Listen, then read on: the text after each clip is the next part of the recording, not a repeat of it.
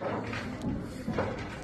I'm Emily Fraser from McDermott Cues. I hope you all like and follow Shark Street.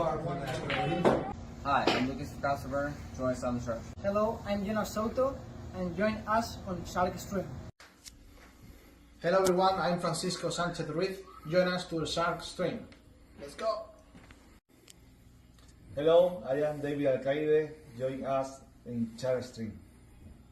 Hey guys, I'm Feder Horst. Join us on the Shark Stream. I'm Christina Tkach. Join us on the Shark Stream. Hey guys, it's Jason Shaw. Join us on the Shark Stream tonight. I am John Moore. Join me on the Shark Stream. Hi, I'm Savannah Easton. Join us on the Shark Stream. Hi, my name is Georgia Georgiev, and you can join us at the Shark Stream.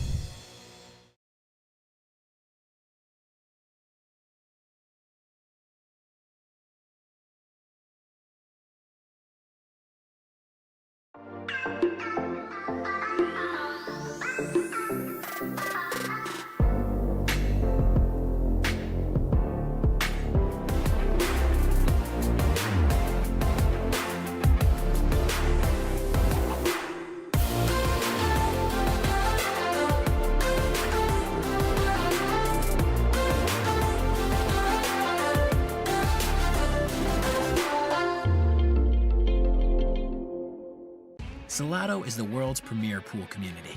Playing your friends has never been more fun. Raise the bar with Salotto so regular practice can become real pressure. With monthly prizes and cash payouts, Salotto brings pool to the people. You can even submit match results to Fargo Rate through Salotto if you want, but you don't have to. Your race, your place. Make your matches count with Salotto. Download now and get started.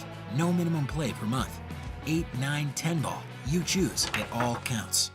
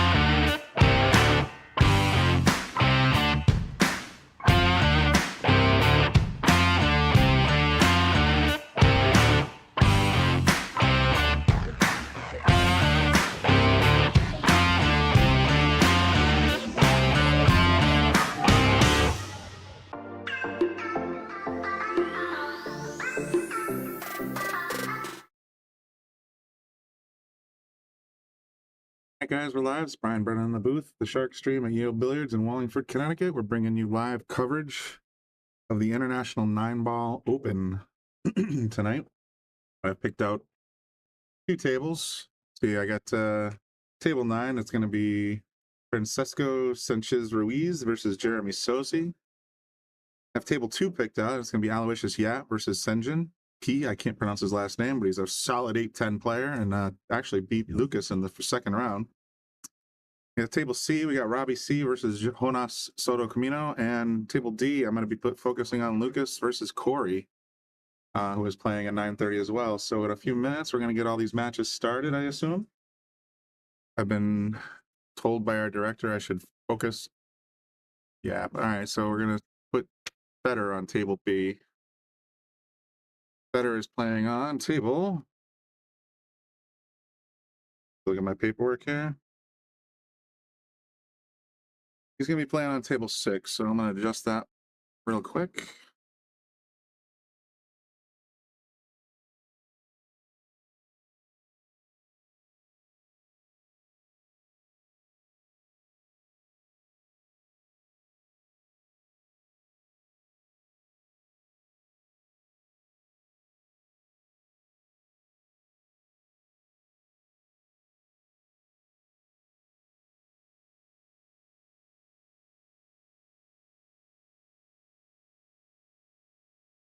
Okay, so we'll bring in Fedor Gorst, who is playing against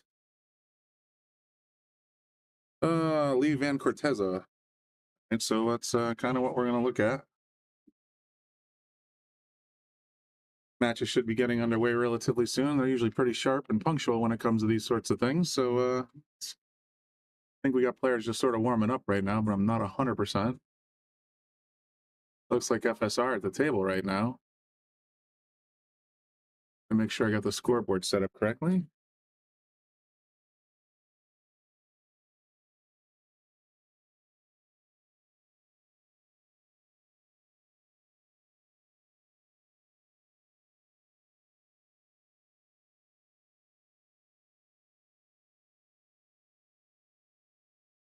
And according to Digital Pool, they have not started any of the 9:30 rounds yet.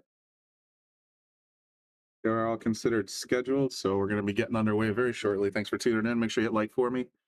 Share it out that we're going to be doing this for the next couple hours.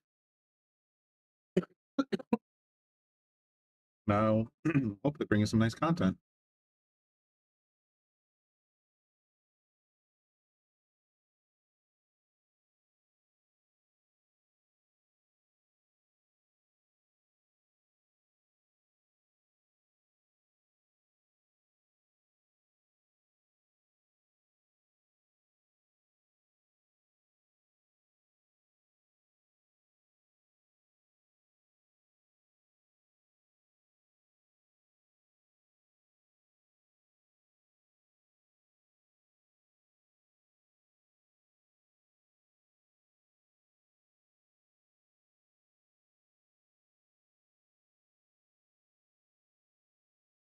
Go ahead and put the live scores into the comments section so you guys can follow along. You can also check the brackets out on Digital Pool. And if you're interested in getting the pay-per-view package, there's a coupon code right on your screen there for $20 for the whole week. You can use the coupon code TheSharkStream and just go to that digitalpool.net/AccuStats and you'll be able to sign right up. Looks like the matches have all been entered. There's FSR 841 versus Jeremy Sosi 762. See if I got my other cameras working correctly. We got Federer and Lee Van Corteza. Excellent. Table C, Robbie Capito and Jonas Soto. And then table D, LFV versus Corey Duell. So all those matches, we're going to try and keep as close as much as we can. Hey, Andy, what's up? And we're just going to sort of bring you some nice live pool from round 4 in St. Augustine, Florida. Pretty much all the Mosconi Cup, if not all the Mosconi Cup players are there. Josh Filler's there, all the big names in pool. So we're going to have some great content for you tonight. I don't know why FSR shows 1-0, unless they got started early. Let's take a look at the live scores and see if that's accurate. FSR. Oh, they must have gotten started beforehand because they got Francisco Sanchez Ruiz as already has 1 point on the list. They must have started right before they got all the scores put in. Well, we try to get to as much as we can.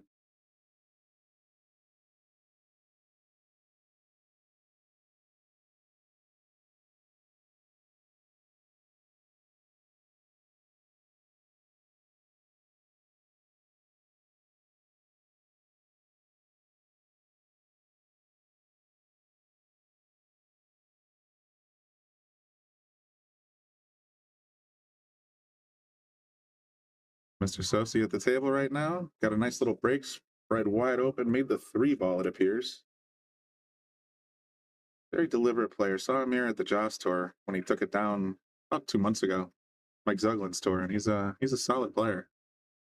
I mean, obviously, he's got a 762. But man, FSR is going to be tough. Real tough.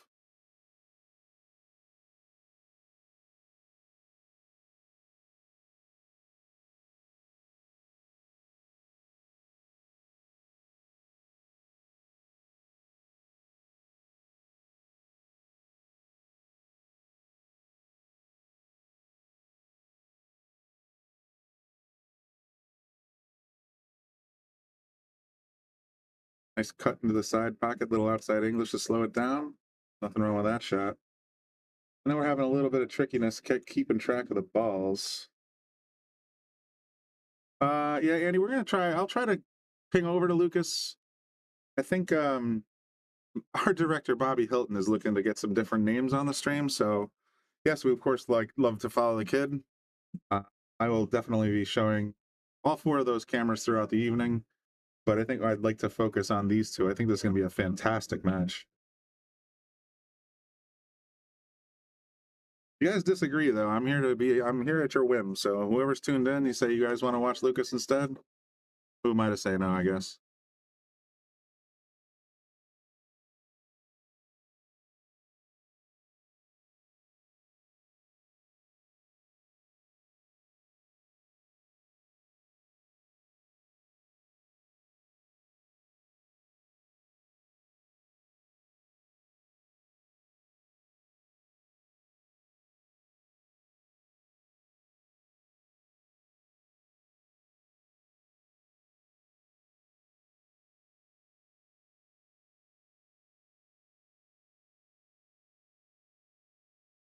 Yeah, well, there you go. I suppose we should expect a little bit of bias on the Shark stream, considering our hometown house pro, other than Bobby Hilton, of course, is LFV.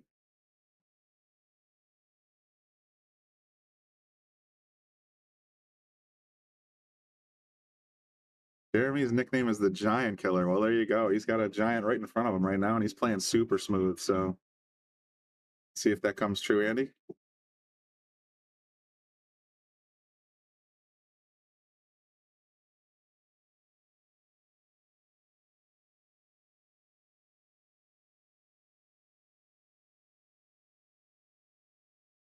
So, is he looking real sharp here? Goes to 1-1.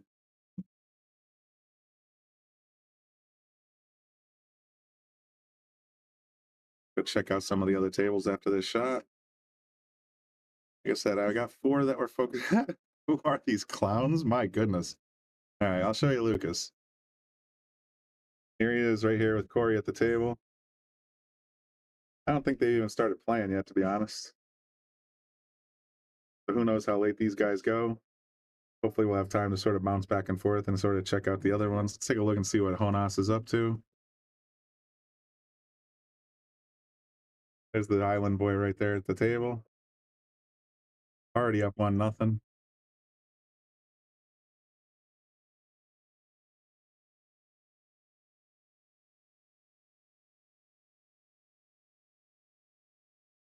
See what Federer's up to. I haven't set up a split screen as such on here. I mean, I think I could if I really tried to figure that out, but maybe for tomorrow's broadcast, I'll try to set up a couple of splits just in case, because it looks like we could probably fit at least 2 tables on the screen if we needed to. I know last time we did split screens, people were saying it's too much. But back to our primary match, FSR and Jeremy Sosa getting ready to break.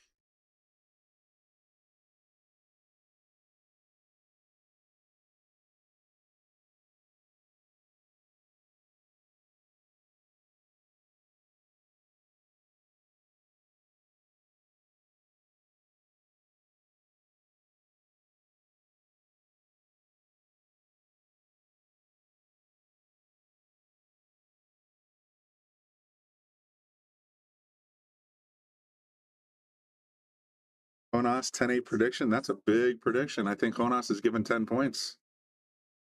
Or getting 10 points. Better Fargo score points, but at that point when you're at 790 and 810, then what's the difference, right? Yeah, Andy, they're doing alternating breaks throughout the entire 9-ball tournament. FSR with a real nice safety there.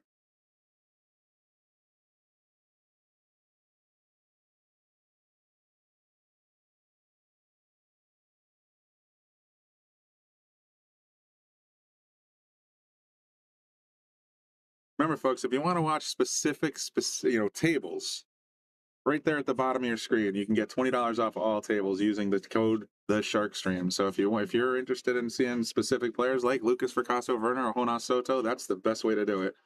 Go right on that website, digitalpool.net/AccuStats, put in the code TheSharkStream, and you can watch all the tables, including the main arena. So that's a great deal if you're interested in pay-per-view pool. And it helps the SharkStream, it helps Digital Pool. So if you're thinking about getting that pay-per-view package, that's how to do it and get $20 off all week long.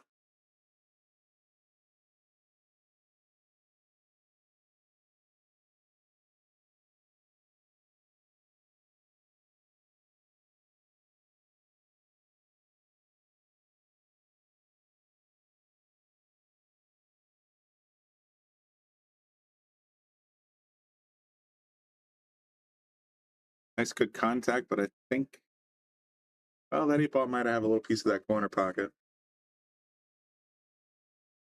Either way, I expect FSR to go ahead and stick him again. I don't think he's going to go for this shot. There's Lucas walking back from the men's room, so I'm guessing their match will get started shortly.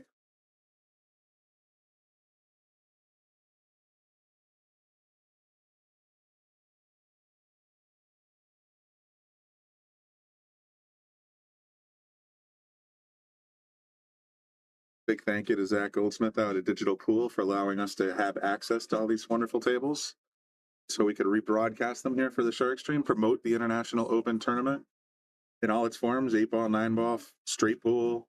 There's a Pro-Am tournament, 650 and under. There's all kinds. It's going to be 8 days of pool. So fantastic tournament out of St. Augustine, Florida.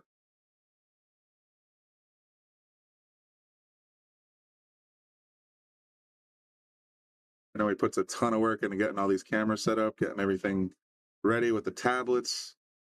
So it's a pleasure to be able to take and show you guys some of this wonderful pool.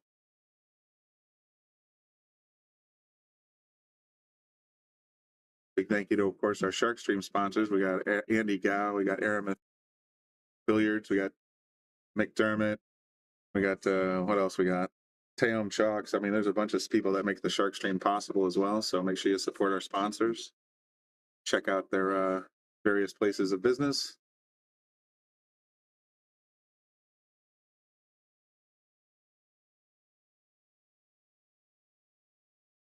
That way we can keep bringing you premium content like this.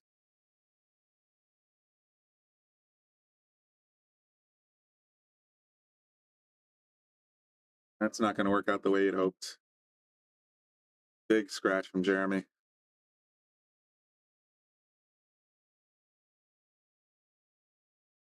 Well, I will say the 3 ball's not exactly ideal here.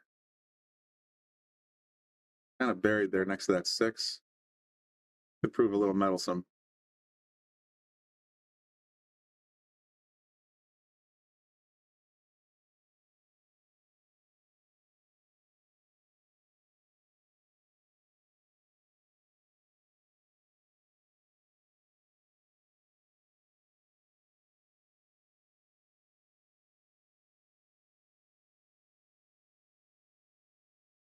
Looks like he's going to try and roll forward and knock this 3 around a little bit, maybe.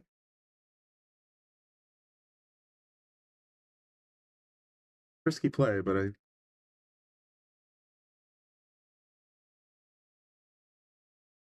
he might just be trying to bury the cue ball and put him on 2.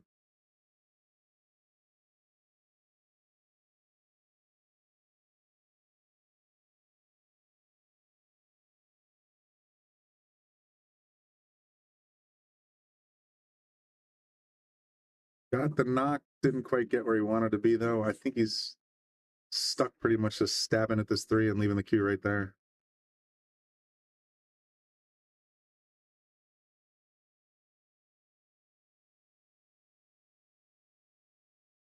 Yep, there he goes. Send it up table.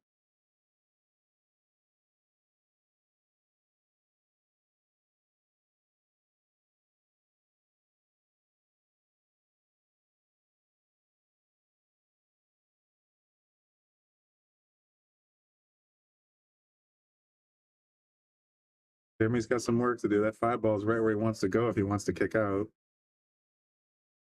That 8-ball's kind of blocking the 2-railer a little bit. Either that or the 6. Very nice save by FSR. Jeremy's kind of in the tank here.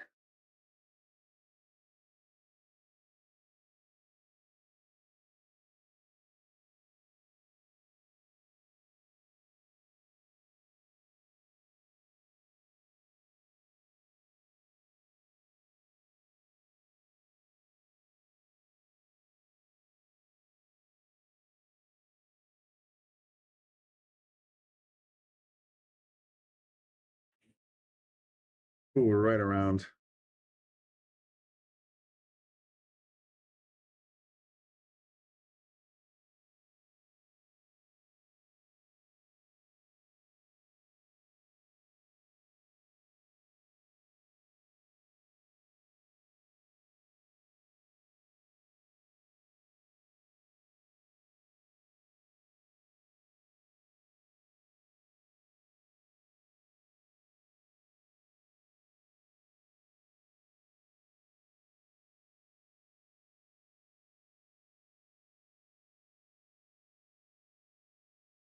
Two to nothing over Robbie. Wow.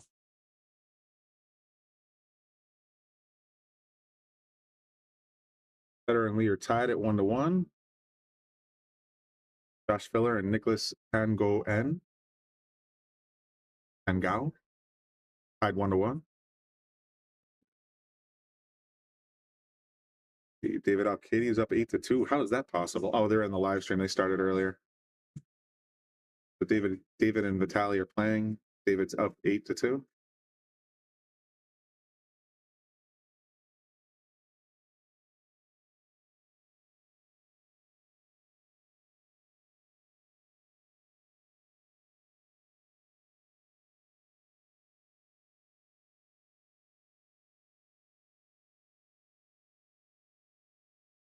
Lucas and Corey still doesn't appear like they've started. And Naoki Aoi and Rodney Morris. Naoki is up 2-1.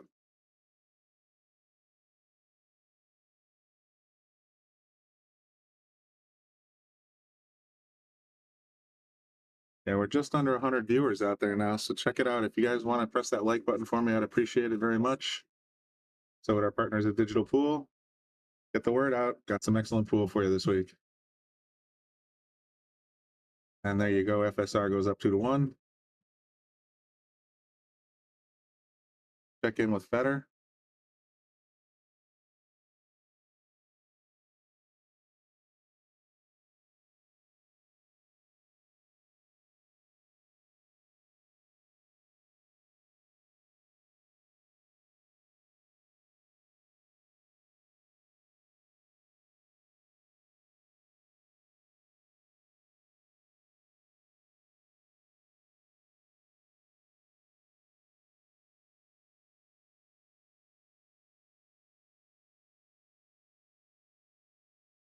Big shot coming up right here. He's got to make sure he gets an angle on the 8 without getting covered by the 9.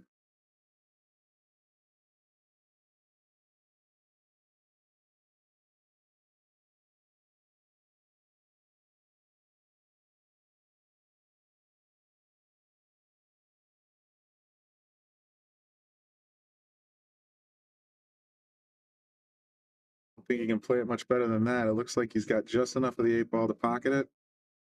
I don't think the 9's in his way, but let's see what he's got.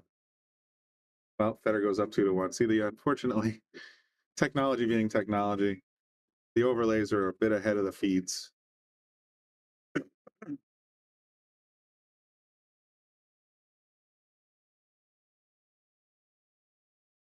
Let's see if Lucas has started his match yet.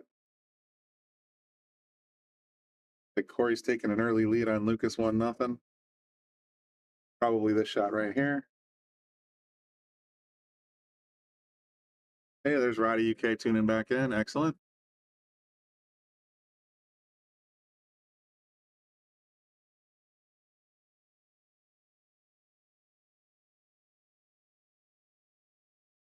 There it is. Corey goes up 1-0 over Lucas.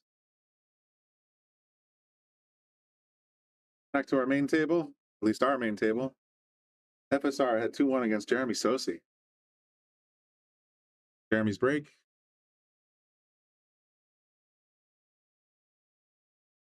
Michael, this is the International Open 2024 out of St. Augustine, Florida. An 8-day tournament. It's going to be a lot of pool. There's a 9-ball, 8-ball, 10-ball, 14.1. I don't know if 8-ball is actually a part of it now that I think it through. Could be just 9, 10, and 14.1 if I saw the flyer correctly. But a lot of pool playing and a lot of the top pros are there. As Hector pointed out in the last broadcast, this is probably the first major event of the 2025 schedule. So a lot of players here looking to get their Mosconi run started for next year's Mosconi. And of course, a lot of the Mosconi players, if not all the Mosconi players, are there right now playing in this tournament.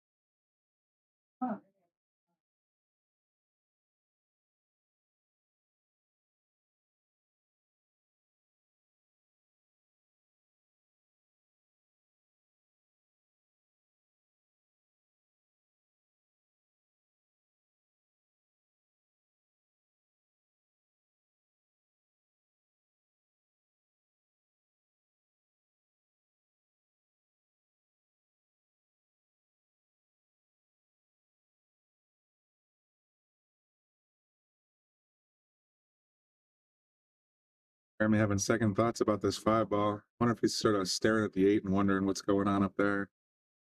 Oh, there you go. Roddy subscribed. That's awesome. Yeah, we're going to try, I think.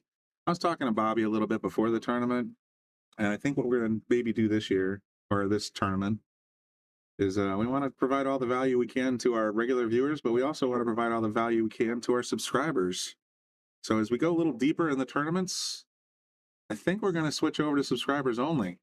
So if you really want to continue getting the feeds, you're going to have to either subscribe to the Shark Stream and continue getting the subscription or the coverage that you're getting right now, or you're going to have to buy the pay-per-view pack yourself and wander around the different tables and see what you can find. So either one of those is a great option, supporting both the Shark Stream and Digital Pool. So keep that in mind as the week gets a little deeper.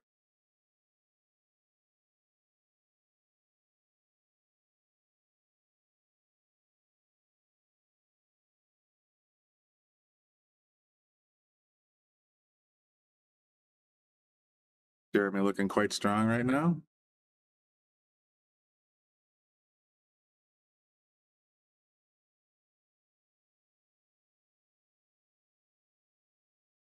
I'm going to ask the rep to come in and get that template out of there. Yeah.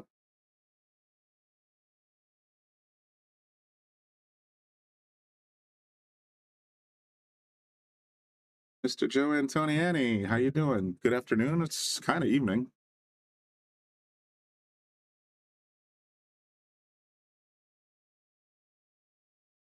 I think Jeremy and the ref are huddling up a little bit on how to get this 9 out of there.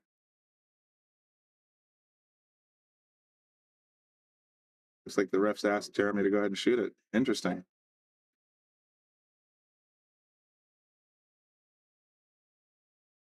That's true, Joe. It's always relative.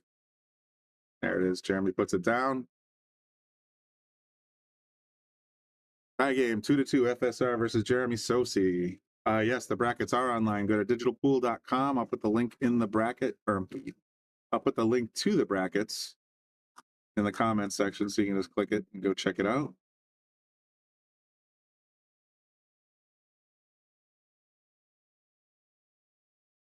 $255 there in the UK. Well, Roddy, you got a special kind of dedication, I suppose. So there's a link to the brackets. You can also check live scores there. See what our boy Jonas is up to, the island boy. He's up 2-1 right now against Robbie Capito.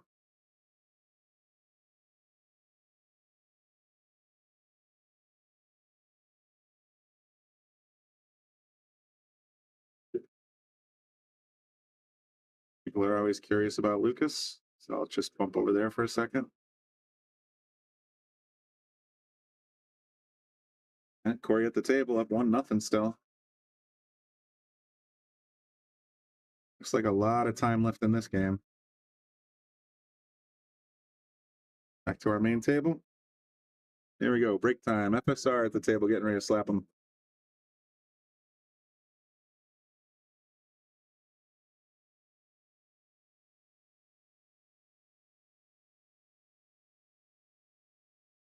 Ref got the template out of there right away this time.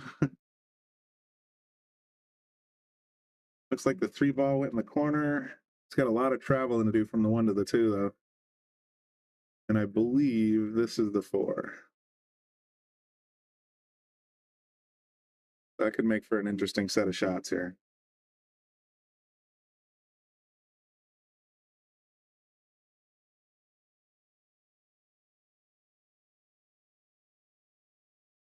Again, thanks everybody for tuning in, liking the videos on either Facebook or YouTube, or in Andy Gow's case, sharing it out to 8 million pool groups. Always a pleasure, or not always a pleasure, always very thankful for that effort. Looks like we're going to cross 100 real soon in terms of live viewers. So thanks everybody for tuning in, and thanks for hanging out.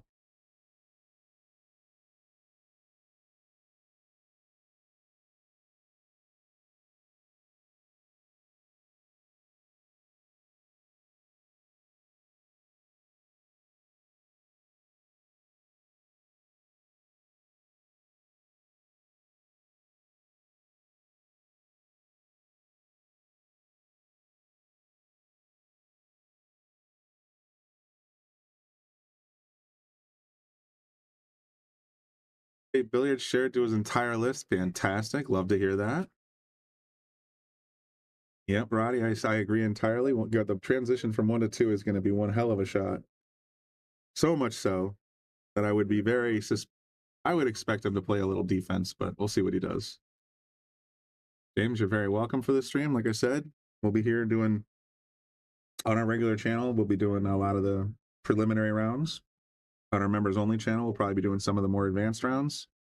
But if you want to see all the TV and all the pay-per-view, you have to subscribe to that digitalpool.net AccuStats link that you see at the bottom of your screen. So right there, it's a great deal, $20 off if you use the coupon code TheSharkStream. Excuse me.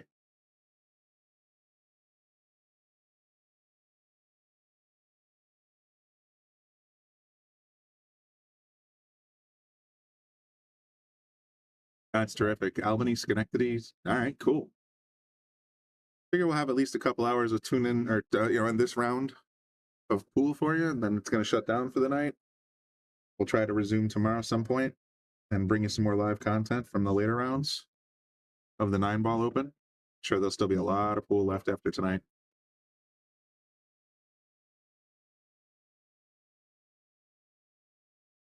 Not sure if that's FSR back at the table,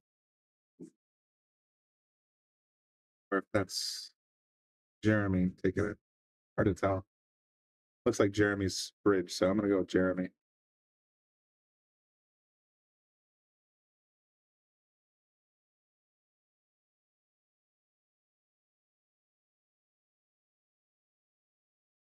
Nice little cut shot. Did he get rewarded? That was Jeremy. Makes the 1, didn't get solid on the 2 though, but got a couple of options.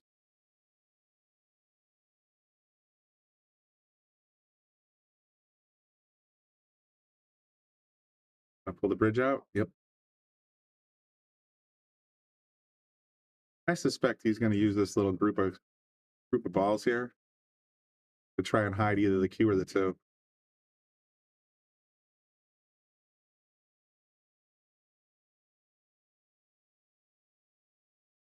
I think he's going outside the 2. Yep. Exactly what he did.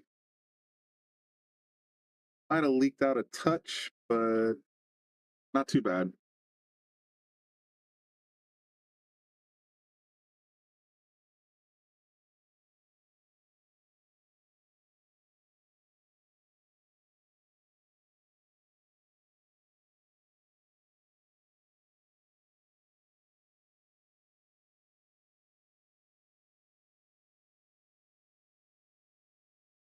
Looks a little bit frustrated. Not sure if it is frustration or if it's just what's going on here. How am I stuck again? Gonna kick at it. Oh, gonna hit it pretty full. Sure, I had to use the 7, didn't quite get there. Jeremy's gonna have a nice clean shot at this too. Again, I'm about 70% sure the 4 is over here. I'll say this is 7, 8.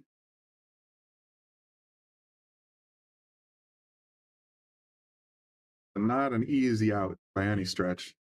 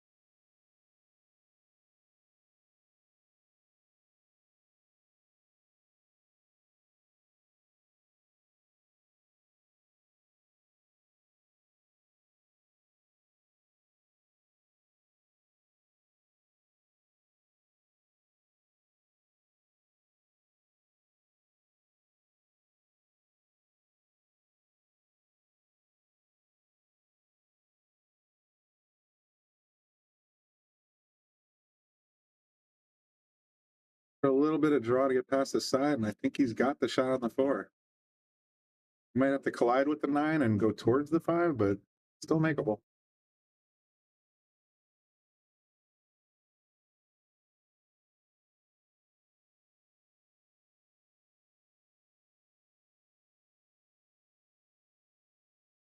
Didn't even have to collide with him.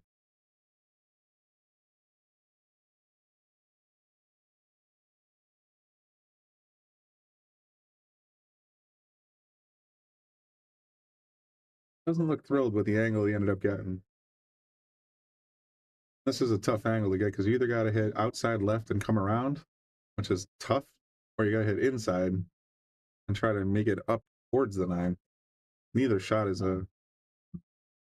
got low right on it right now.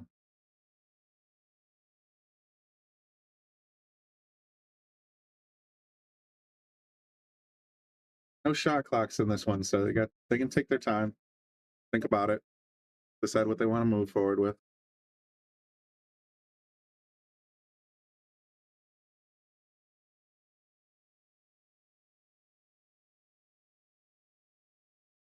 We go with inside low.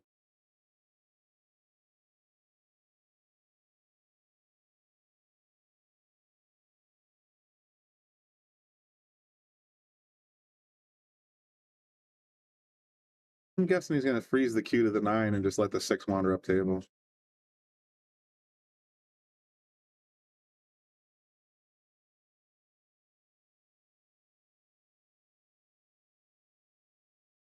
Sure did it.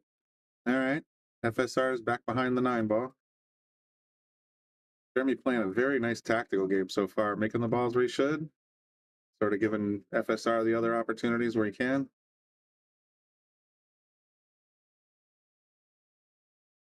And you're outranked by nearly 80 points. You got to be on your toes, man.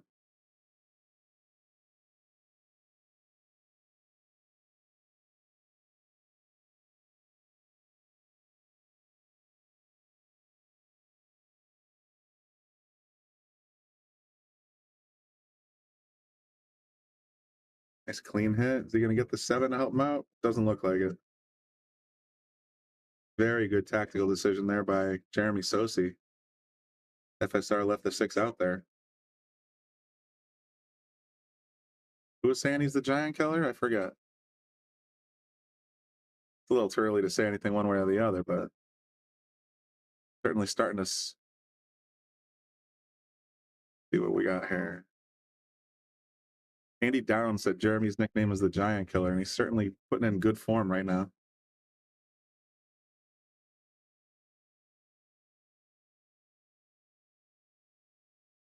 Ooh, commentary strikes again.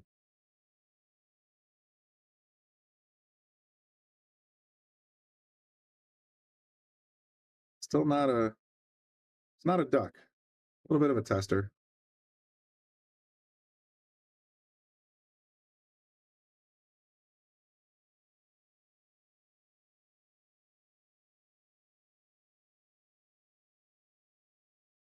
While they're thinking, let me go browse around the live scores a little bit, see if I can bring you some other scoring updates. Federer is tied 2-2 with Lee Van Corteza. Konos is up 2-1 still. Aloysius Yap down 1-2 against Sanjin. Sanjin, a big upsetter today so far. He got Lucas earlier, and he's holding his own against Aloysius. Not sure. Victor Zelensky is up 4-1 against Mac Lechner. Josh Filler, top player in the world right now, up 3-2 over Nicholas. Moritz is struggling a little bit against John Mora. John Mora is up 4-1. Jason Shaw is up 3-2 against Joey Tate. SVB is up 6-0 over Jan van Lyrup. So SVB making a strong showing there. Georgie Georgiev's up 3-0 over Tyler Steyer.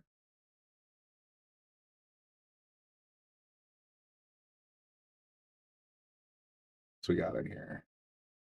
PJ Ussery down to Tommy Tokoff. Tommy's up 2-0 right now. Alvin O'Shawn up over Payne 4-1. Sorry if I'm mangling these names, by the way, but doing the best I can. Skylar Woodward down 2-3 against Anthony Maglino. So Skylar struggling a little bit. What else we got? Benji Buckley leading Gregorio Sanchez 3-1. Mika Immonen up 6-0 over Jeremy Jones. Wow, that's a big, big lead. Hunter's up 4-3 over Nathan Childress. LFE's down 3-0 against Corey Duell. Didn't see that coming. Corey's a great player, though. He's got 774, so Lucas has got his hands full. Eric Roberts is up 3-1 over Raymond Linares. And finally, we have Rodney Morris up 4-3 over Naoki Oi. Big upset there so far.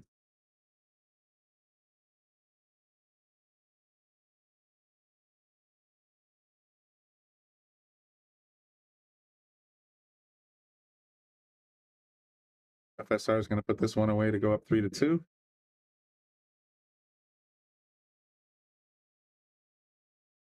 There you have it. Take a look at Federer. Federer and Lee Van Corteza. Lee Van just went up 3-2. It doesn't seem to be reflected on the scoreboard yet. Anthony Maglino is the top player from Florida. Well, he's been definitely making his name known, I guess, because he's been shooting very well so far. Yeah, I still have Lee Van and Federer at 2-2, buddy.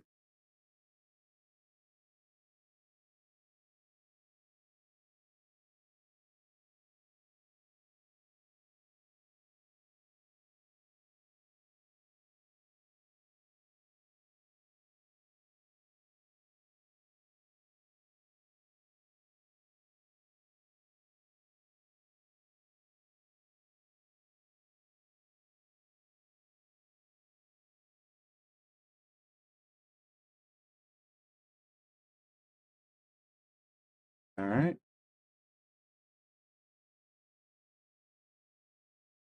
My table D feed looks like there's a little bit of a player break going on here. I don't see a 9-ball. Not sure what's going on here. There's Lucas Picasso Werner approaching the table. They're waiting for a ref or something? Guessing they're waiting for a ref to come rack them up. Not as exciting as that is. Let's go back to our main table. What happened with this break? I see 3 balls missing. Damn, I wish I hadn't tuned in just about 10 seconds earlier. My fault, folks. This looks like one hell of a break. Chelsea's got the 2-ball right in the side and not a lot of traffic.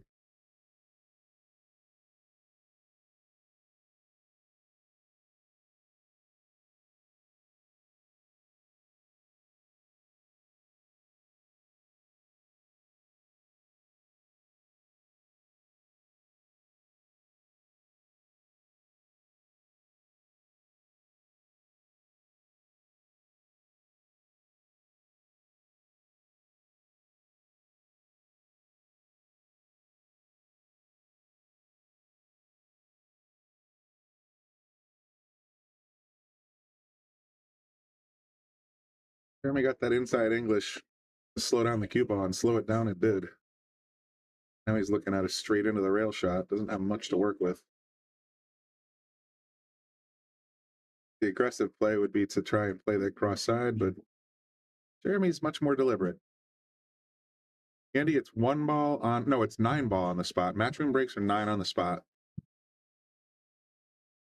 I believe this is a Matchroom WNT event, so break inside the box and 9 on the spot.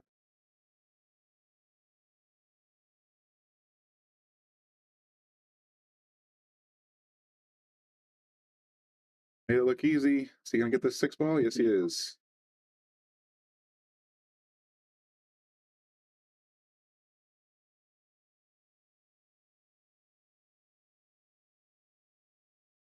Dang, I meant to look it up between sets, between broadcasts. I want to say these are diamond tables that have 4.5-inch pockets, but not 100% on the pocket size. I want to say 4.5 based on what I'm seeing there so far. Ooh, look at this. Jeremy missed the 6 in the corner. Left the FSR a little off angle, but a little worried about how wired that 6-9 looks.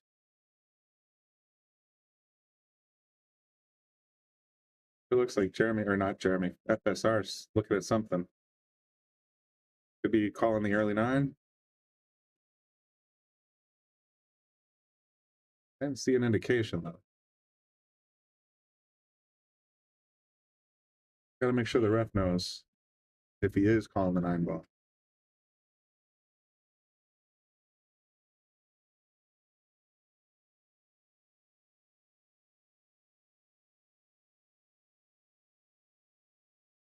Tricky part is the 6 looks like it goes in the corner straight, but getting back on the 7 with that 9 sitting where it is, that's going to be really, really hard. Now let's see what he chooses. Yep.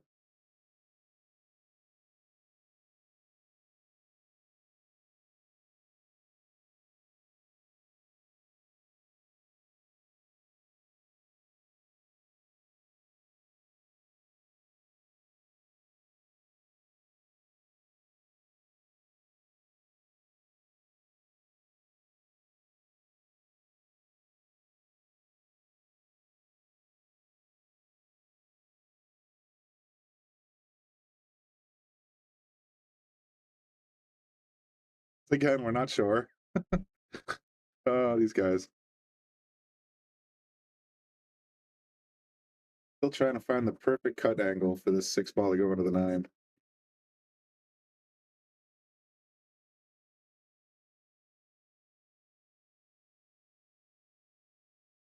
Yeah, Roddy, I agree. The shape on the 7 is the tough part about this decision.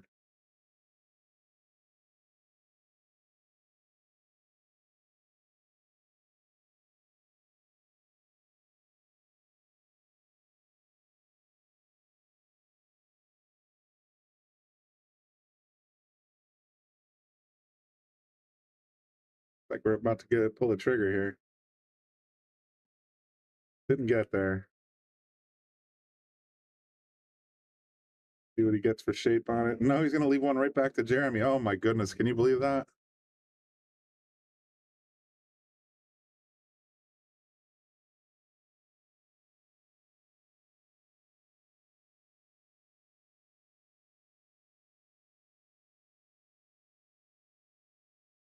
All right, Sosi's got a straight in 6-9 combo. I think it's, yeah, 3-3. It looks like he's got this. Should have turned off the camera or the scoreboard again, darn it. Wow. All right, 3-3 tie game.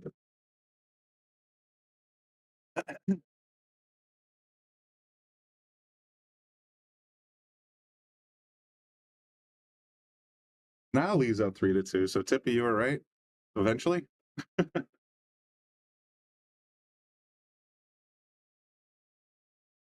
See how the Island boy's doing, because looks like this one's a little tied up right now. On us up 4-3 over Robbie. Knew this one was going to be a close one, didn't we? Finally, over on table D, whichever I'm calling table D. Oh man, this looks messy. All right, Lucas Claude won back. He's at 3-1 against Corey. But look at this rack. It's pretty awful. Lucas is behind it.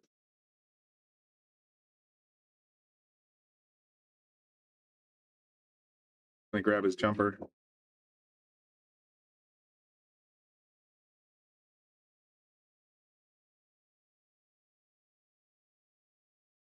I'll stay here for this jump shot because the kid can jump real well. I also don't want to miss that break. I missed a 3-ball snap before. That was my fault, guys. I have no idea upstate billiards page. Just kind of tiled over here where we were waiting.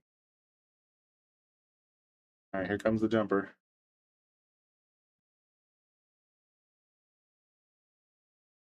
Oh, look at that. Made it look easy. Is he going to get the breakout? Nope. Right over the 9, 2 in the corner. Didn't quite get there for the 3, though. I'm glad we were able to see the next one. There's the break shot on table 1, or table A, whatever I'm calling it these days. Nothing goes. FSR leaves the 1 hanging to boot.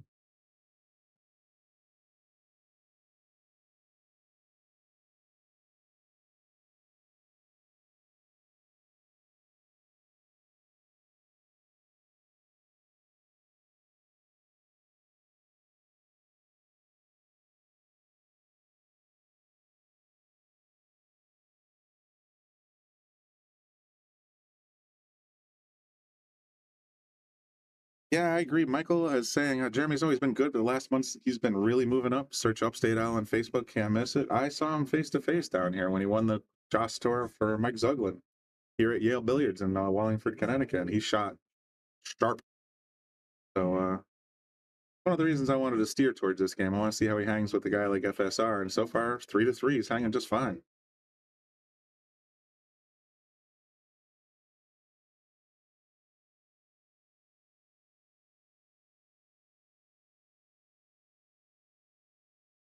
Nice little tap in. Touch for the draw to avoid the side pocket and play position on the 3 maybe.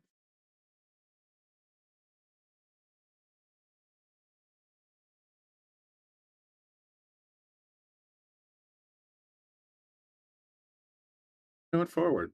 Interesting choice. Which one's the 4? Say this guy here is the 4.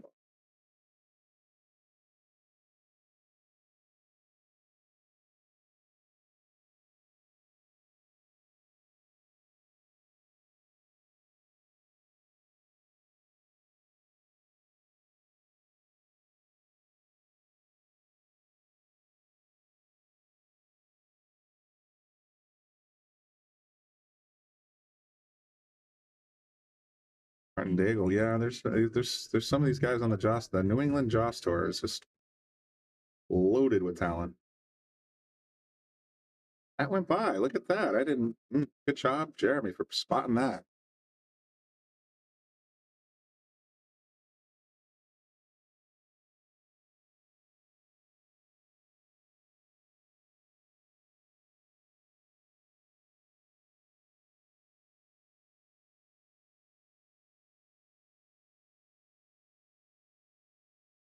Really liking Jeremy's chance for an out here. We'll just have to remember it's 3-3.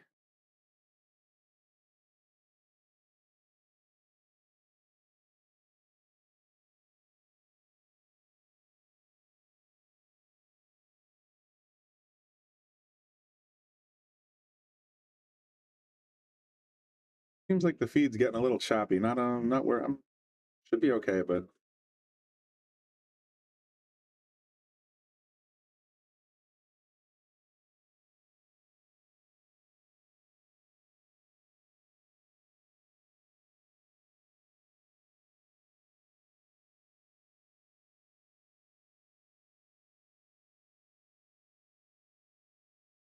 right, Jeremy can go up 4-3 here.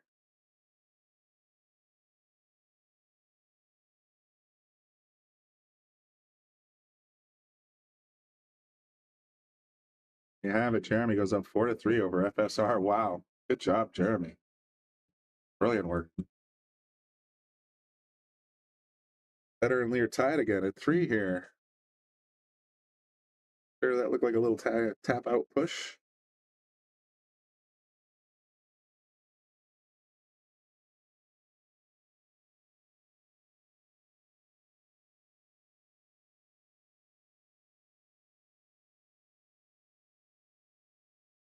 Yeah, how our very own CT Kid is doing real quick while we're waiting. Okay, they're in the middle of something. Corey is up 4-1. Looking good. Come on, Lucas. Get it together, buddy. Waiting for the ref again? Looks like they're waiting for the ref again. All right. Well, exciting times over in the Lucas table 12. And let's take a look over here. Here's Jonas and Robbie. Jonas up 5-3. Getting ready for the snap. And let's tune in to FSR and Jeremy. Jeremy up 4-3, guys. What do you think? Any predictions? Will Jeremy continue his giant killing ways, or will FSR start grinding all the way through? They got a race to 10, remember. So still a lot of match left. There's the one ball on the side. Oh, and the cue ball in the corner. That's unfortunate. If there's any saving grace, the 2 balls locked up on the 8 pretty good. It'd be tough to play out of for FSR.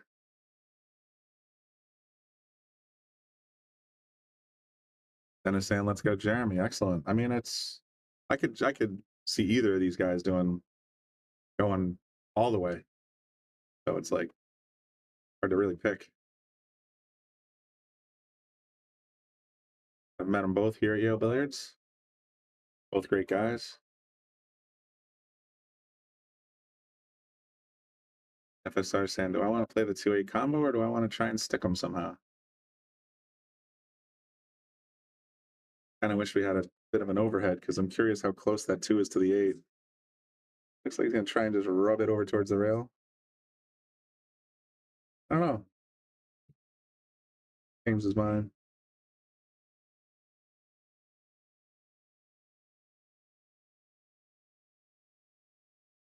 Well, Roddy, you always know where to find us in Connecticut.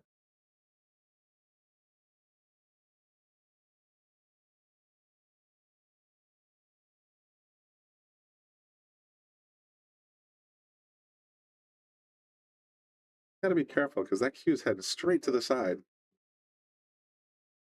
Yeah, he got the right angle and the right speed. Could have leaked out. Jeremy's got at least a look at the ball, maybe not a pocket it.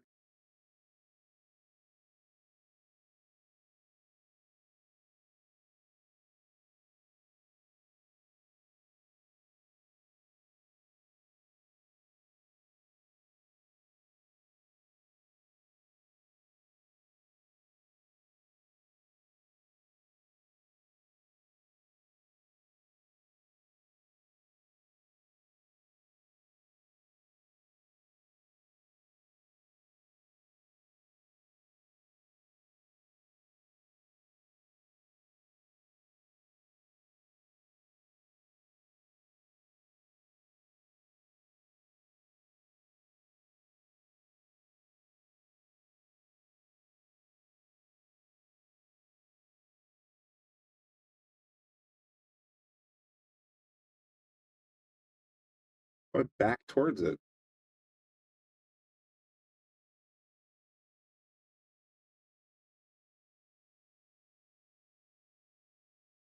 Oh, all right.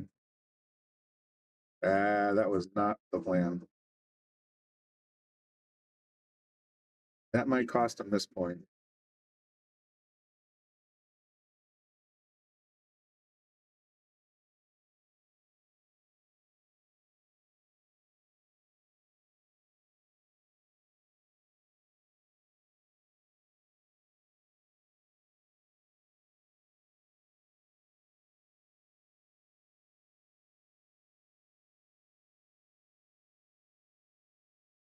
Great control.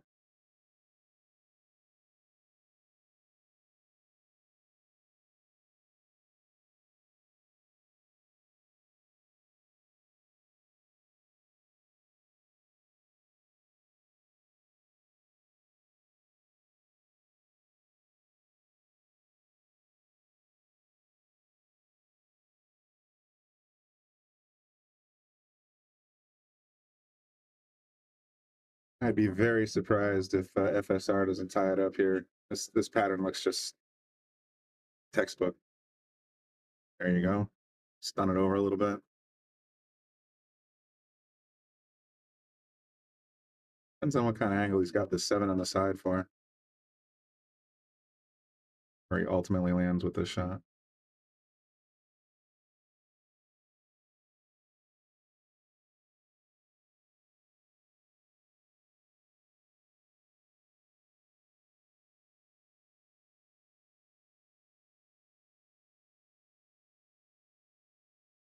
Ooh, use the whole pocket.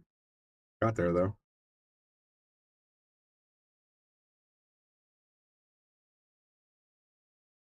That's why I think these are 4.5-inch pockets. Then a 4-inch pocket, I don't think that would have dropped on any diamond table.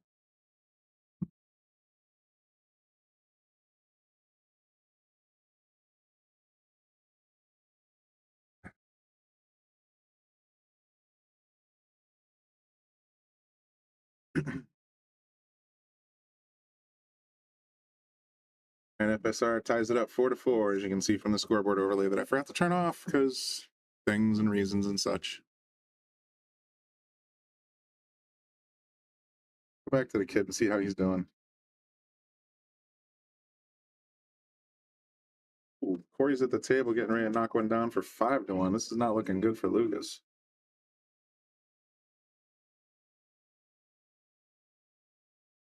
Yep, 5-1 Corey. Lucas doesn't look thrilled there. Hopefully he can catch a gear and see the kid continue, but we'll see. I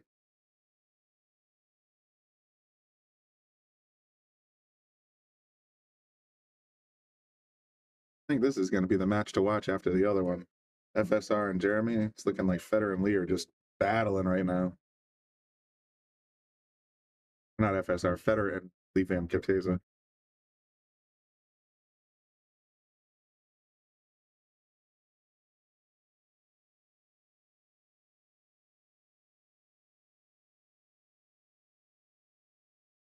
It looks like Lee gets this 2-ball out to go ahead 4-3 over Federer. So, wow. Lots of strange stuff happening on the International Open so far this round 4.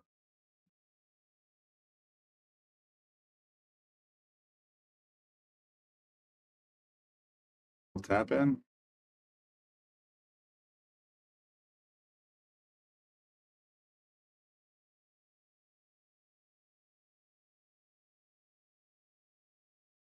Meanwhile, on table 9, still 4-4. FSR and Jeremy also battling.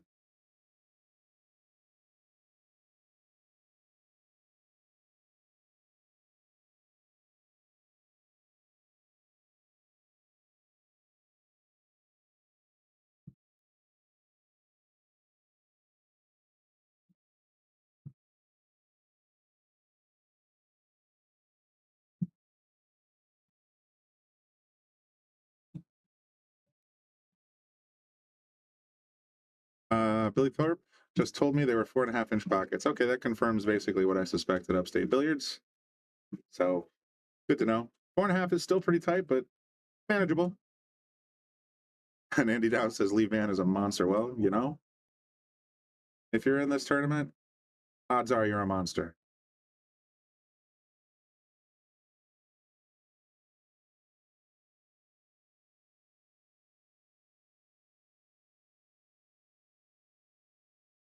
Roddy saying, I wonder if the long cut down the rail for the 1-2 combo is an option. Boy, I tell you what, that is a sharp cut. And you got to really trust the table to make that shot even try it. Because now here's what happens. The 1 ball comes down, hits the 2, automatically going to shoot over this way, and it's going to end up in trouble. I wouldn't trust that shot myself. That's the shot. sort of leave it a little tempting, but not really good, not really makeable.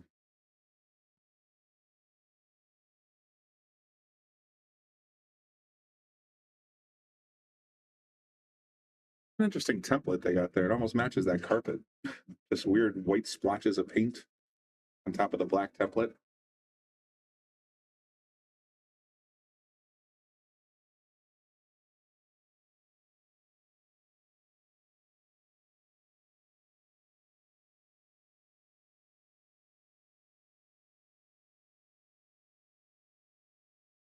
Look around the live scores and see what else we got going on.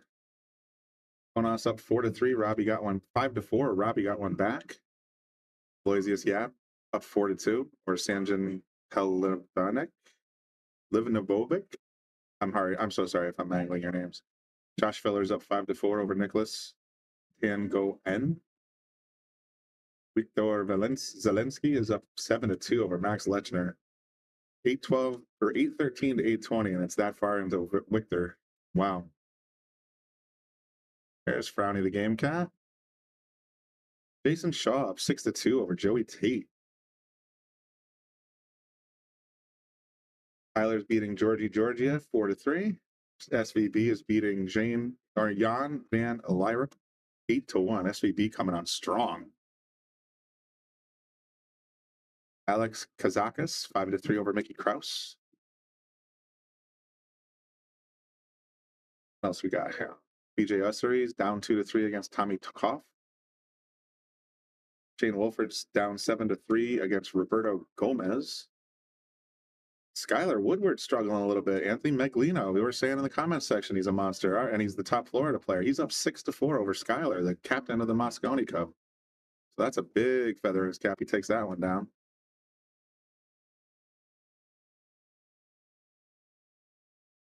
Dennis Grebe, 8-2 over Donnie Mills so far.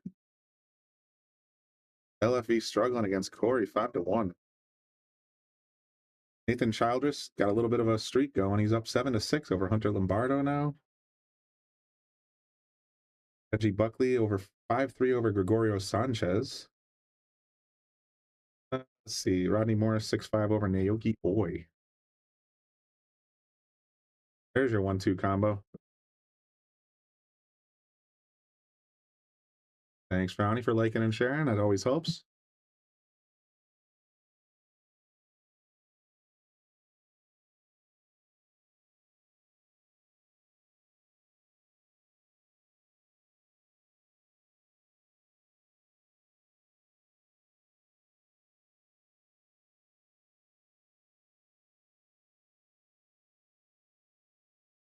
Pretty an hour into this battle, and it's only 4-4. These guys have been playing very, very methodical play. Just straight defensive, great pool. So it's still anyone's game, in my opinion. Brian Merrick says you play the 9 there because, of course, you play the 9 there, Bri.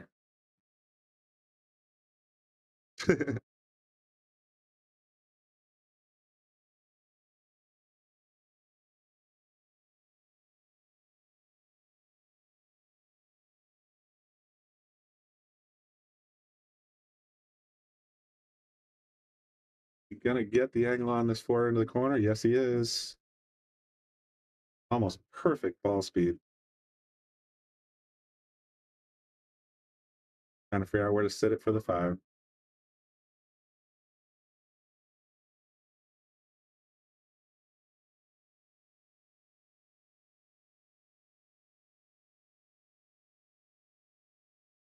Oh, quick player break, folks. Unless he's grabbing something.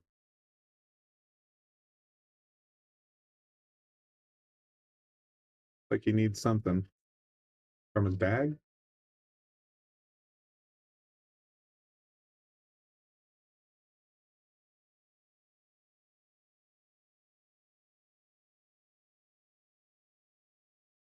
Oh, player out stick extension, of course.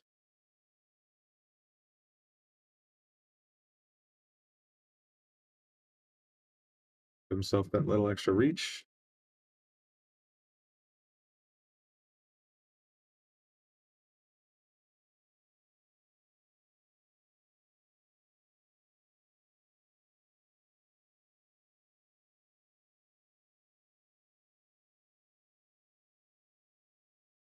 Snugged it up on the rail, though. This could get interesting.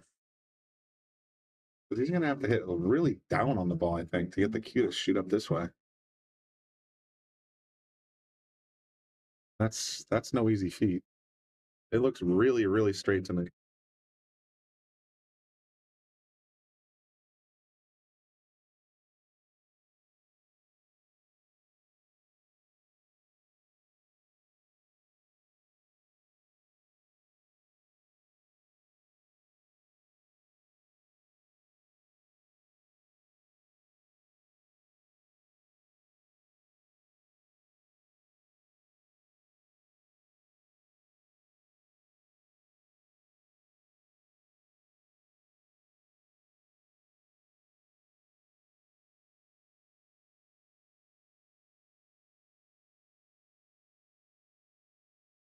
Right off line, trying to smash it in. Look at the 9 sitting in the pocket, too. Oh, no. That is the worst possible outcome for Jeremy right there.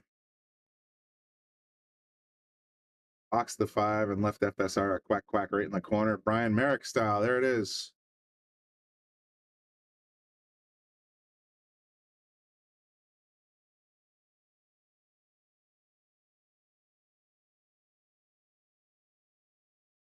Tap, tap, tappy, tap, tap. FSR goes up 5-4. Look at table 6. Lee again up 4-3 over Federer. Wow.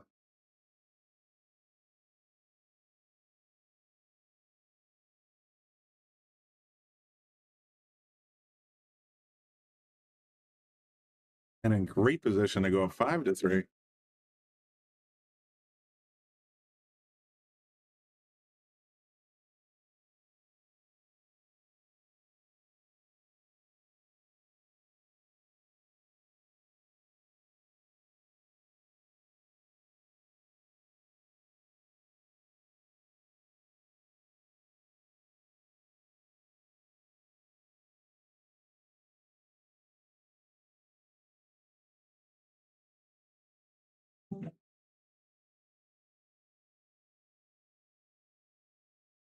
A straight in shot. I think we can all predict how this one's going to go. That's right. 5-3 Lee.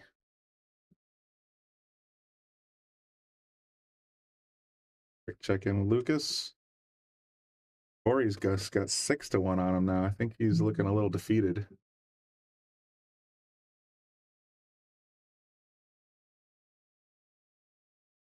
Seen him dig it out from deeper holes. We'll see what happens. Here comes Sam. He's up 7-1 now.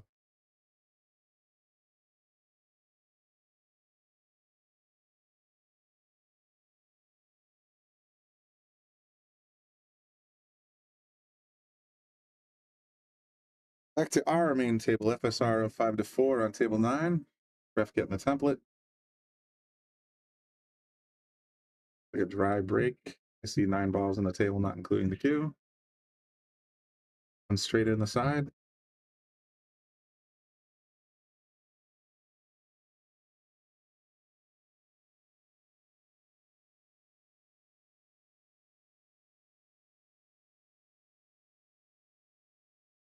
OVC's up 5-3 over Federer. Yeah, I think we just watched a little bit of that. Yeah, he is. He's up 5-3.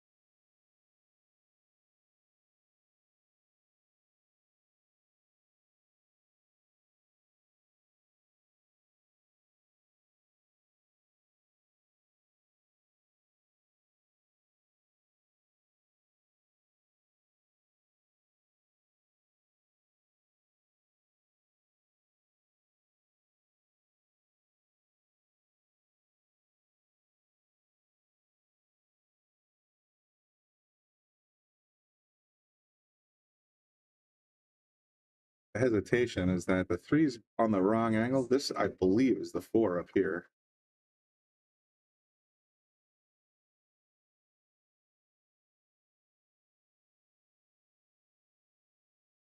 Yeah, it was. That's why he was trying to figure out if he could get righteous, position on that 4. It looks like he made it. Thanks, Vinny. Glad everybody decides that they wanted to tune in and listen to me just ramble on about pool, trying to sound somewhat intelligent. But you never miss a shot from the booth, right, Joe?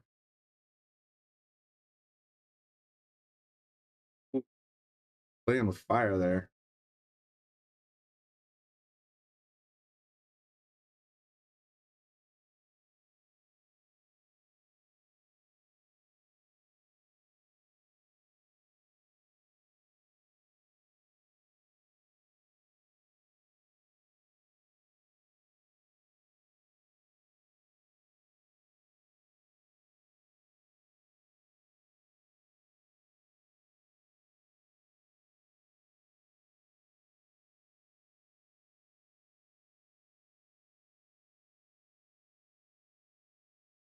Nice little bit of inside to keep that Cues from going or traveling around. He's got a straight in shot on this 6 ball. Oh, there's Sean from Louisiana. Okay, you're in the neighborhood down there. I understand South St. Augustine is on the panhandle somewhere up that way. The commentator curse technically missing a shot? No, commentator curses when I say they're going to get it, and then they bobble it. Bobby doesn't believe it's a reality, but sometimes it's just a little too coincidental. Look at that. Just threads the needle between the 7-9, no problem.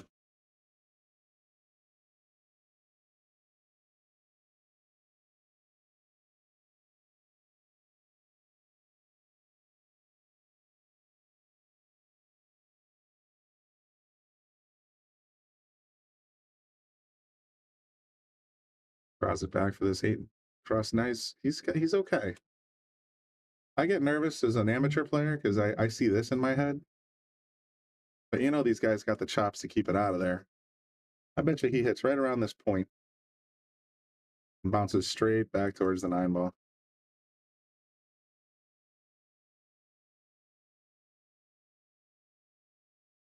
Oh, I didn't even use the rail. Said to heck with it. Yeah, Federer and LVC are having a great match. I mean, these are the 2 battles that I wanted to cover. You got FSR here at 6-4 going ahead. Jeremy's been putting up a hell of a fight so far. But over on the second table, you got these 2 battling like crazy. Another 2 fantastic players just really going at it.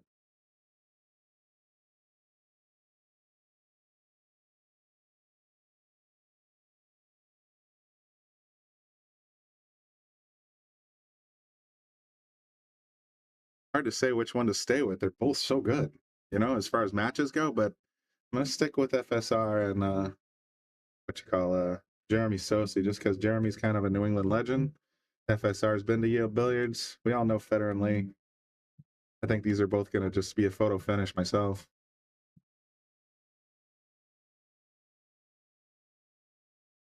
Look at that shot.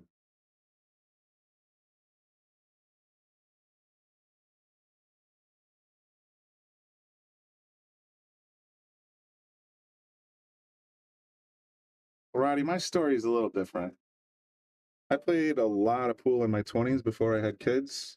And, I got my 10,000 and then some hours in, so I could really hold a cue and I could compete, not necessarily at the level these guys are playing at, of course.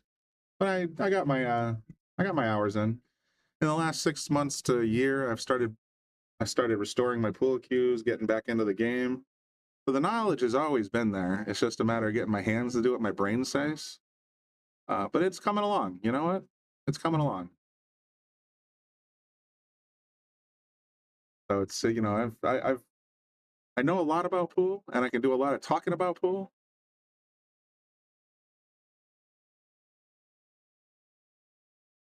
I can usually sound somewhat intelligent about talking with pool.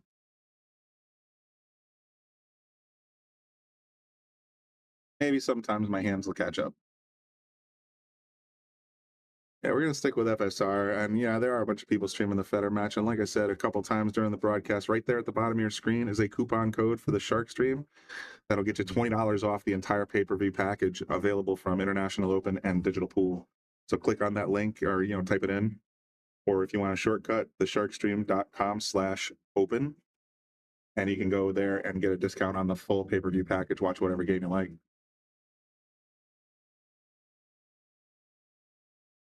For now, I'll just try to cherry pick a couple of good ones. Stay focused on those for the broadcast that I'm doing, and then we'll go from there, right?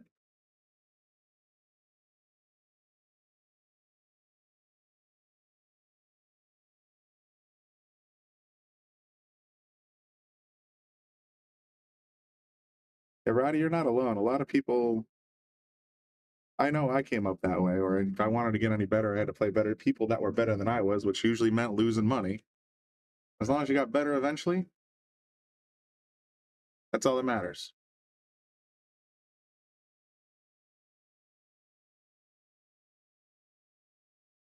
Yeah, no, Mike, I've been playing, like I said, I've been entering a couple tournaments, haven't done as well as I would have liked for various reasons. But absolutely, I'm always happy to play people, Salotto or non-Salotto, it doesn't matter to me. If you see me hanging around at the pool hall and you just want to play a set, I'm usually easy. Sometimes I'll win, sometimes I'll lose, but I'd love to play. I always just like to play.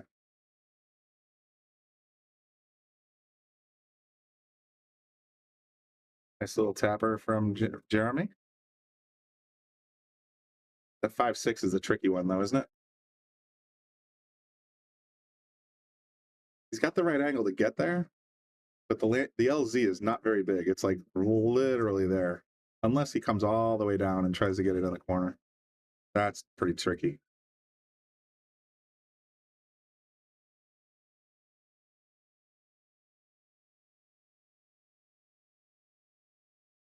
He went for the long shot. Maybe he has it in the side, and I can't tell from here. 250 a rack? Wow. No, that's a lot of coin. 250 a rack can add up quick, man. You get a lot fewer players playing here for once per rack unless they're playing one pocket.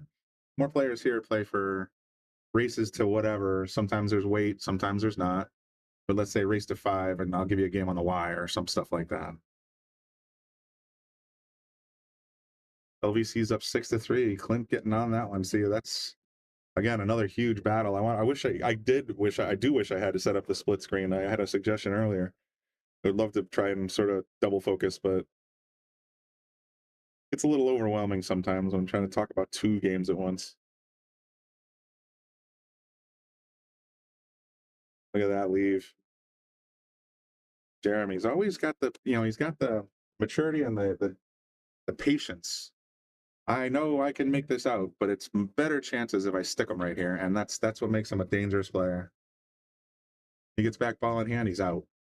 You know what I mean?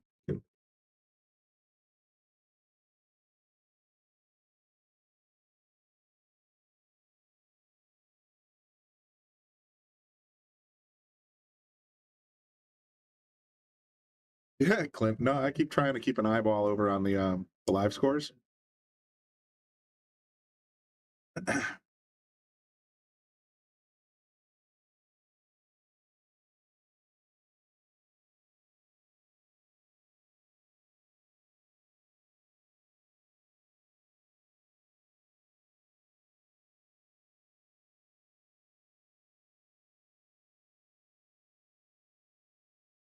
All right, what's Feder got, or not Feder, FSR got in mind here? He's going to the air, I think.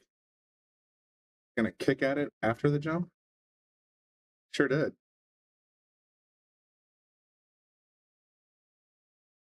I don't think he's gonna be thrilled with the result here. He did get contact, but I don't think he got the roll he wanted.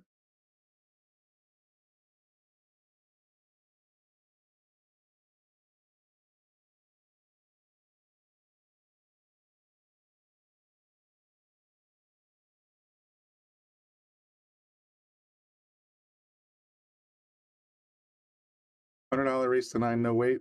All right, well, I've done sets like that. I played had an E-step fairly recently and a race to 10, I think we did.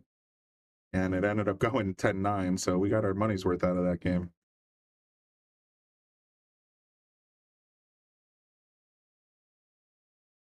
Jeremy's just going to push the cue ball through it a little bit. Just got to be careful to stay out of that side bucket.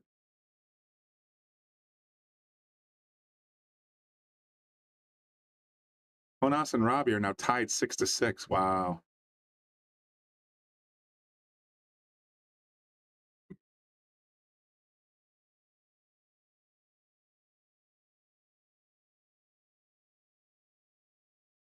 And Lucas is down 7-2 against Corey. Ooh, that's going to be tough to come back from. Nathan Childress is on the hill, or Childress, not sure. Couple of games looking like they're going to finish up really soon here.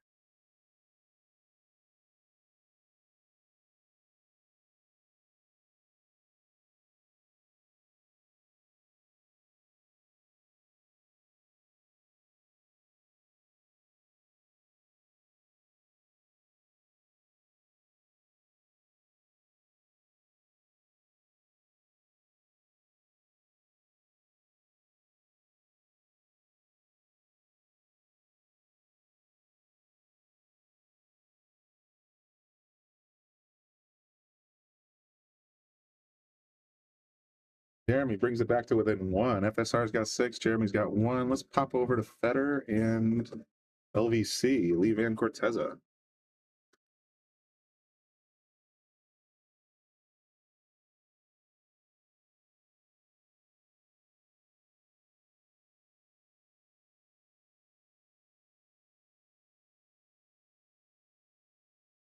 Who's at the table? Is that the 4-ball up top? Looks like it.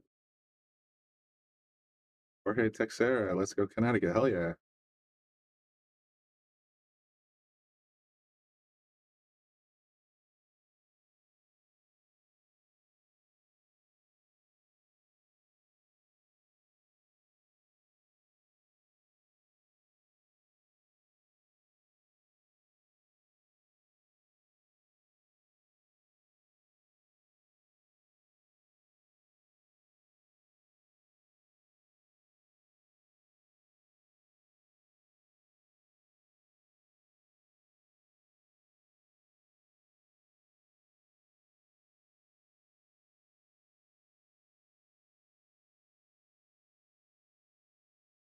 He's in the tank here, low, because he probably would have shot this already if the 7 went by into the corner. I don't think it does.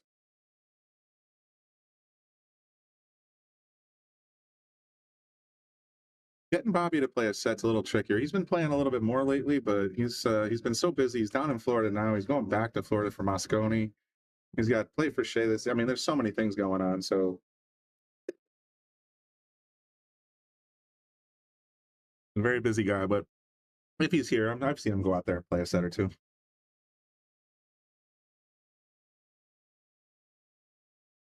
Wow, we're deep in the tank here.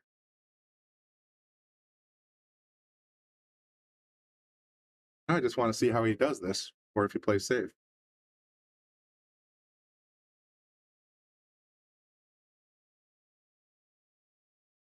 That's where you want the cue to land.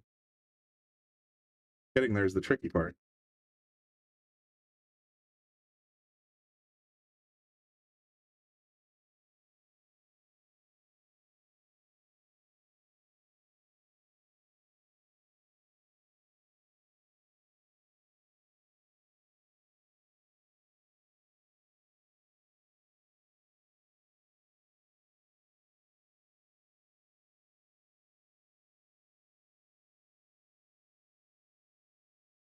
See where he goes. He gonna smash it? Yeah, he did. Look at this leave. Wow. That was a beautiful shot. Worked out pretty good.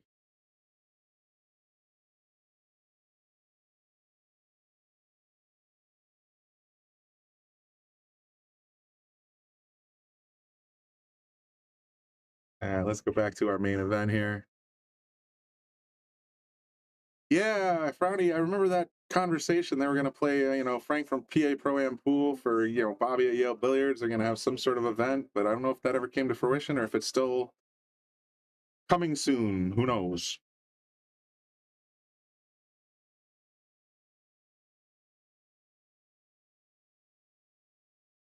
Jeremy says, I remember watching SVB live playing LVC in the Connecticut Open, and SVB only let him shoot like 4 times the whole match. Wow. That's tough. Yeah, I'm glad we tuned in for that one. That was really good.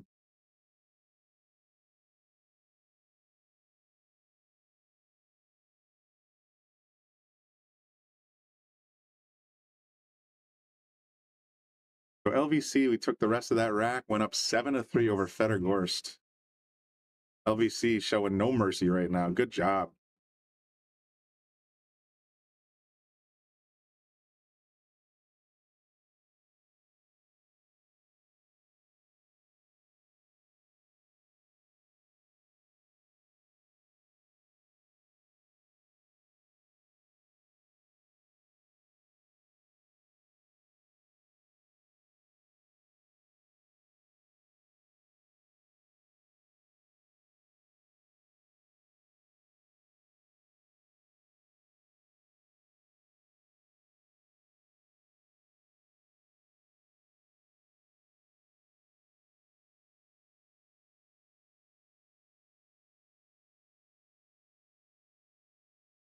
Leading Robbie Capito 7-6 right now.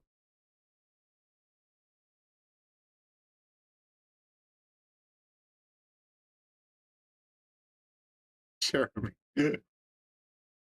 Oh, that's a great comment. Federer is tired of winning. Small arms can only carry so much cash. Well, you know what?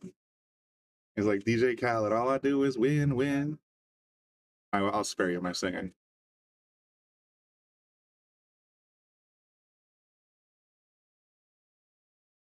Oh, that's terrific. WPBA event. That's awesome. Wonder if Ashley's going to come up that way. I know she was touring around the south part of the country recently, Ashley Benoit. I know she's out of Massachusetts. She might stop up.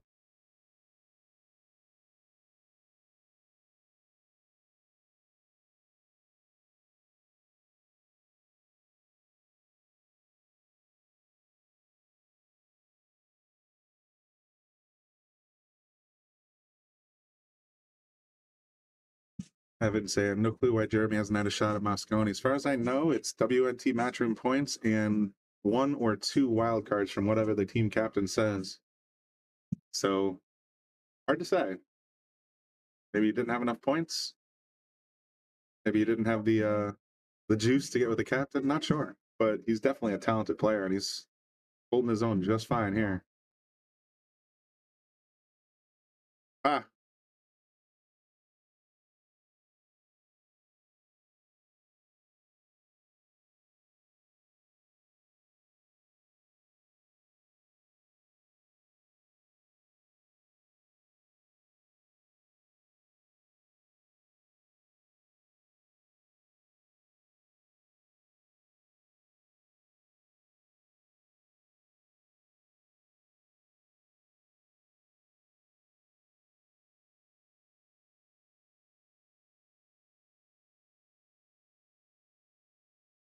FSR with a very disciplined shot there to get on this 3 short side.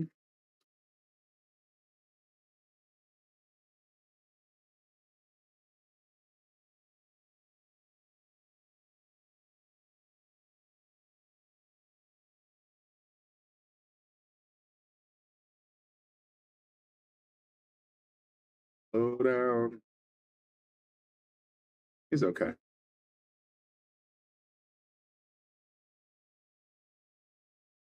Hey, Michael, this could be his year, man. I mean, Sosi's kind of, as a couple of commenters said earlier, he's been tearing up the Joss Tour. If he starts going to places like Florida to play in the International Open and starts getting into cash, world's his oyster, man.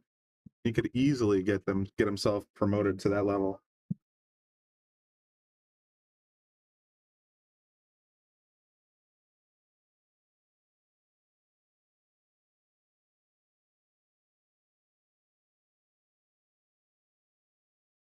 But FSR's got his foot in the door here, so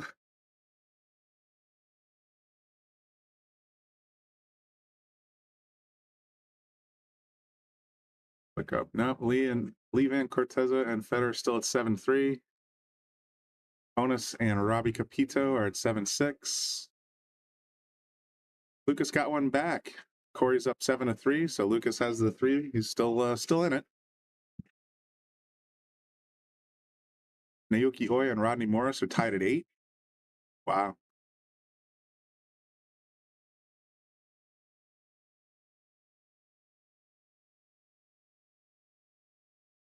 And FSR is going to take this one down. It looks like the scoreboard's already telling the tale of the tape,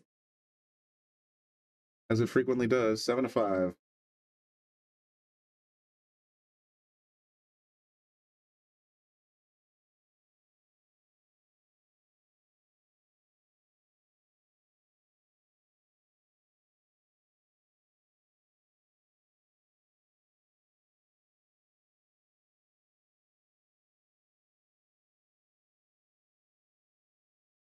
Ooh, what do we got going over here? Looks like Lee and Federer. Oh, no, there he is. So it's 1-9 into the side here. And Lee is going to go up 8-3. I should have turned off the darn board. Oops, wrong thing. Oh, well. You guys see the score anyway, but Lee's going to take a sharp lead here, 8-3. Drops it right in the side like it was hot. Perfect shot. Federer's on his heels.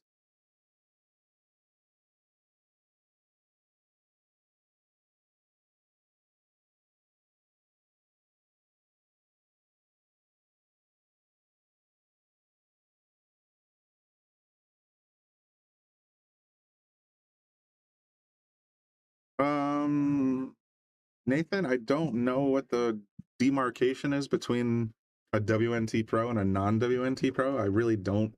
I think he's if he's in this tournament, he's got to be in some sort of WNT status, right? Isn't this a WNT tournament?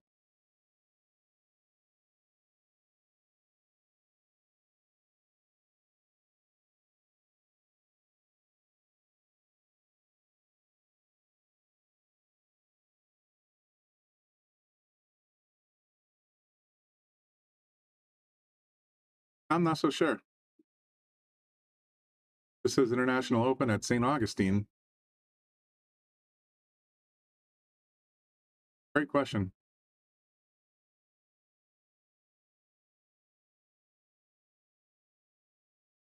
Yeah, there's arena seating, Craig. I don't know what the cost is. I know if you go to the International Open website, you can just Google it. They have ticket sales and all that kind of stuff if you're interested in that sort of thing.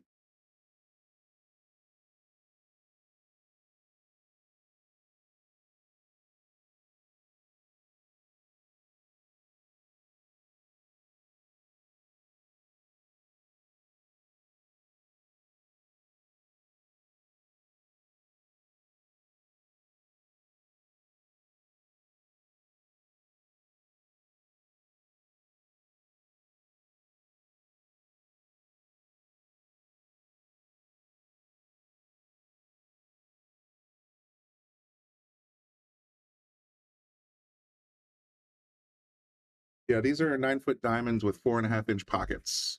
That's what we've been able to learn so far.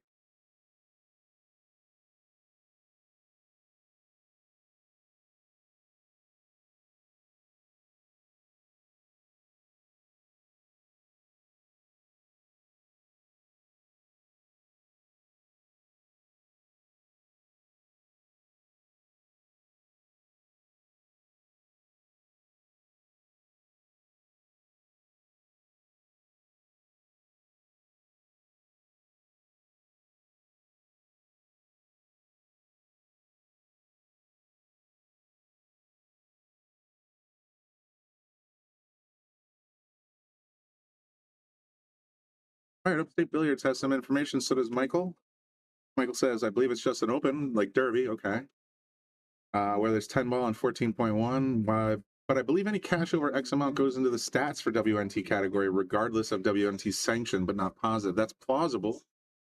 I know, and Upstate Billiards says, Sosi currently sits number 67 on the WNT Pro list, so I guess that makes him a WNT Pro. or at least a ranked member. Yeah, with the WPA and WNT kind of going back and forth, it's hard to say which one's which in terms of who's qualified for what and drama, but hopefully eventually they'll work that stuff out and start focusing on getting what's good for the sport going, you know?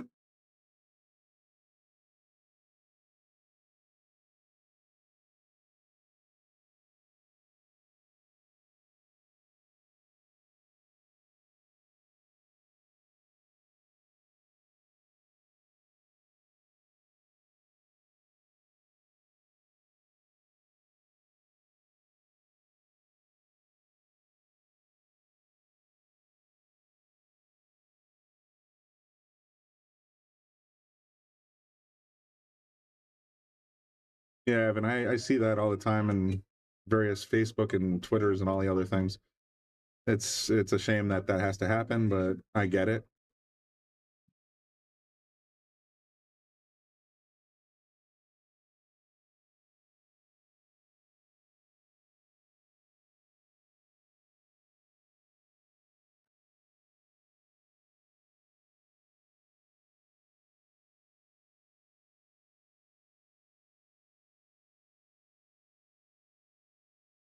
This is going to be a tester because getting back to this 8 without taking the shot completely offline is really, really hard. Speak from experience.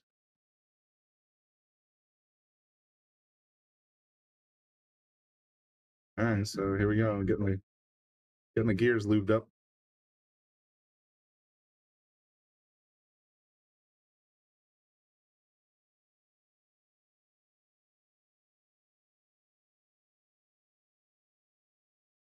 Makes the 7, comes out just enough to catch this 8 outside edge. I'm going to turn off the scoreboard before we get the spoiler. I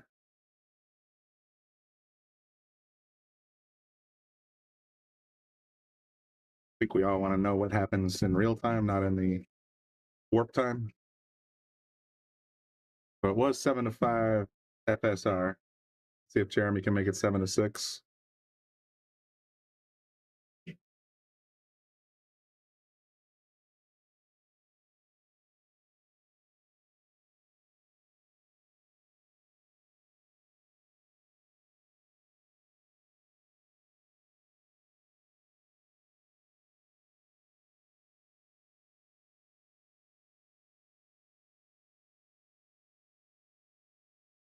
What a great cut shot.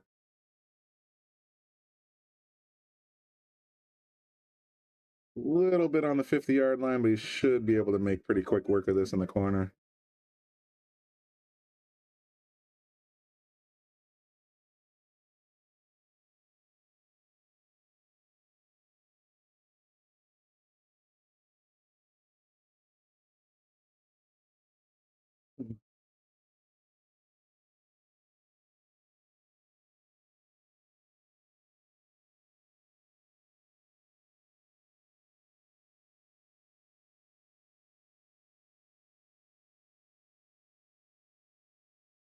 This is a big shot. It's either 7-6 or 8-5.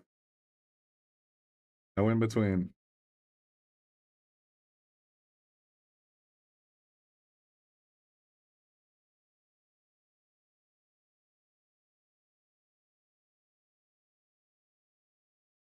Becomes 7-6. Go to our second table. Yeah, it looks like LVC's at the table. Kind of stumped a little, though.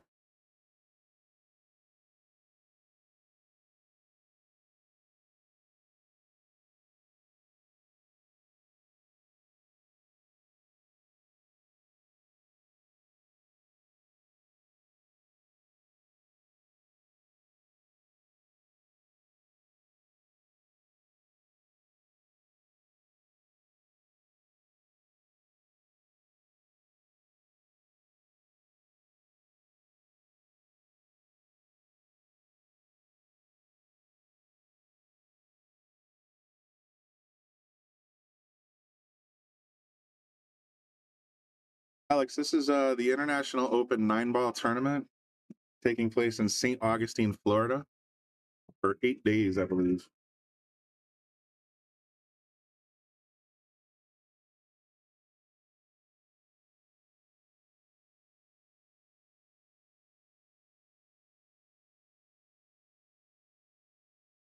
Hi, Michael. Good to talk to you as well. Thanks for tuning in. I'm sure I'll see you soon down here.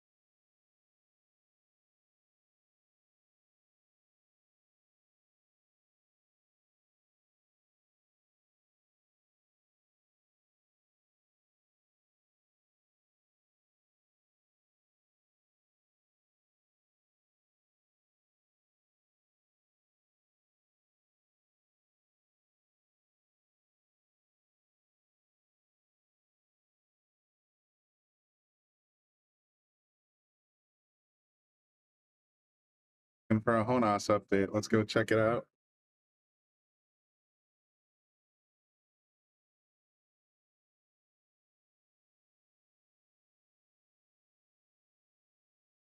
Honas Soto, sponsored by the Shark Stream, member of Team No Sleep. Needs a little support here, guys.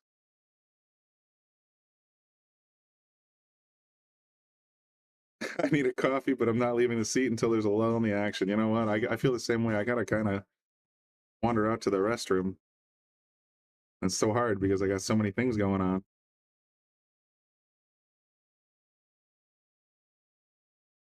All right, there's the island boy at the table getting ready to snap.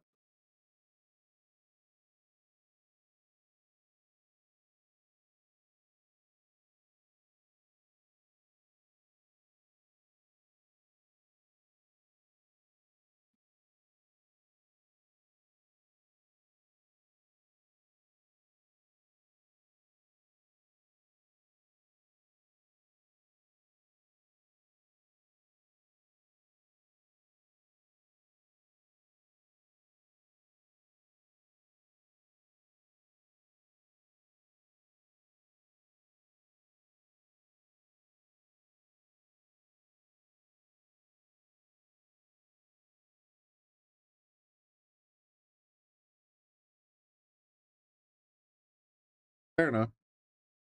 Vinny. Yes, I know. It's just so much to look at. Only 2 eyeballs to stare at him with.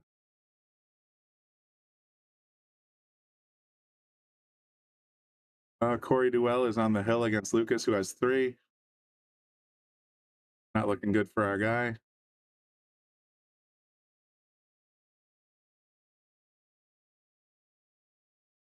Tyler Steyer. A good question. He is tied 6-6 against Georgi Georgiev right now. So 3-4 there on table 14.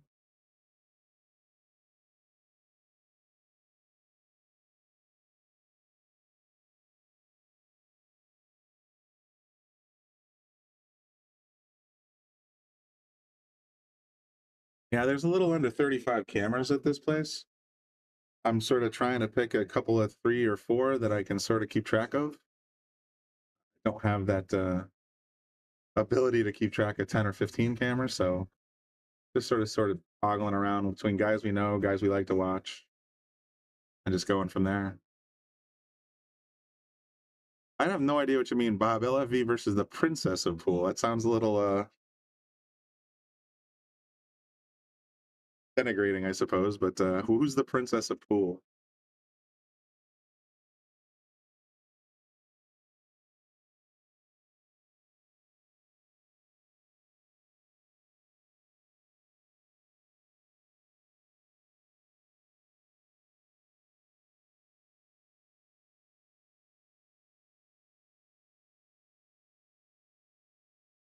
Could be an opportunity for Honas.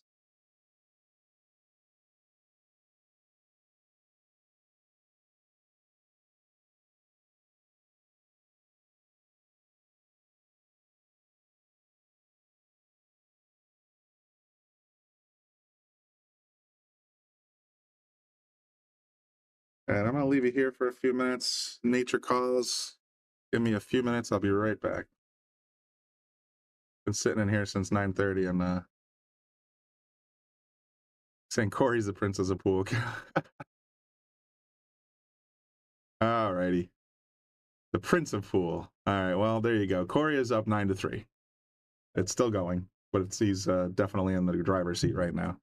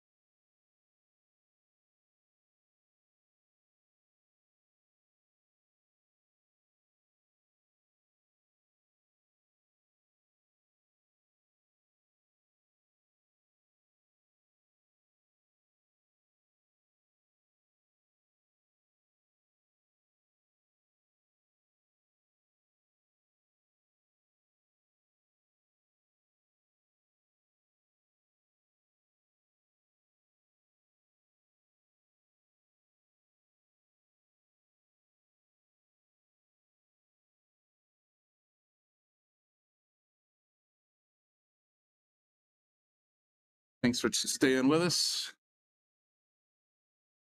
I feel much better for anyone who was wondering. Yeah, Darian, that's a great response. Whenever somebody starts trashing players, especially to Yale players, I'd be like, all right, that's no problem. You got something to prove? Come to Yale Billiards, bring cash.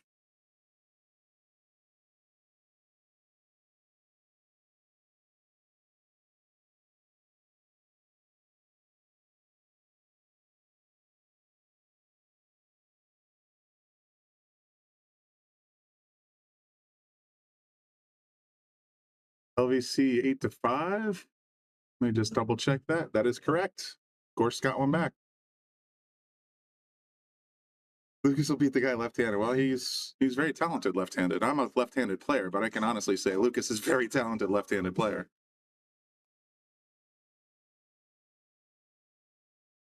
Update on that score. Lucas is still down 9-4. But he's still playing. Tyler's still tied 6-6 against Georgie. FSR's up 8-6 against Jeremy Sosi. We'll plan on getting back to that one soon, but we want to sort of support our fellow Shark streamer, Jonas Soto. Jonas. Earl Strickland and Corey. Robbie's going to get on the hill here.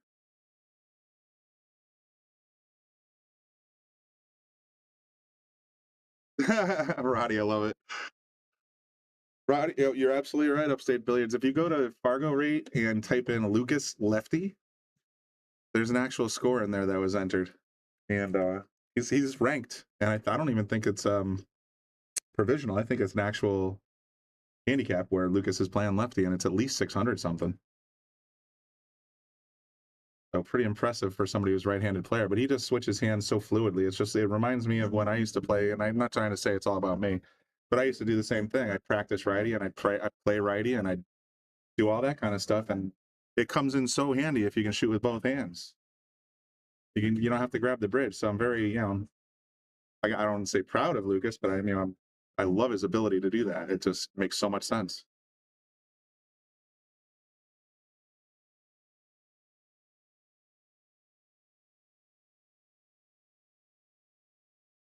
While the ref is getting this one set up, let's go take a look at Federer.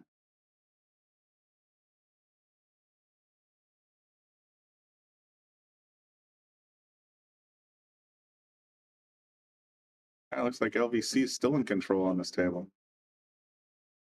Upstate Billiards says it's 658. Now, can you imagine? A lot of players would never see 658. And Lucas has that ranking with his cross hand. That's super impressive to me.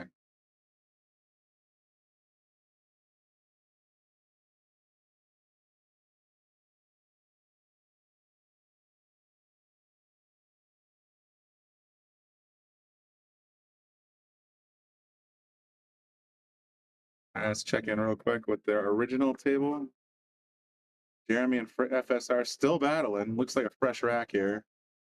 FSR is at the table.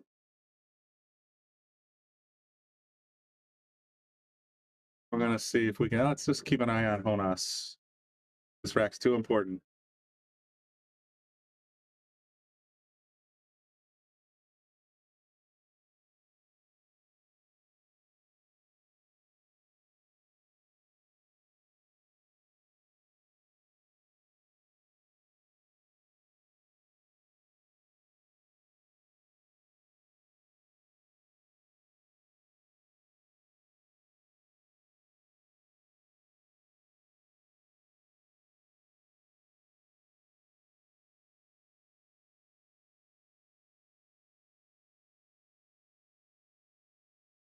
Just as a little side note, I was told as I was going to the restroom, they'd forgotten I was here and we're getting ready to shut the building down with me in it. So, tell you what, though, they know I'm here now, so I'll try to stick around as long as I'm allowed. And then we'll play it by ear.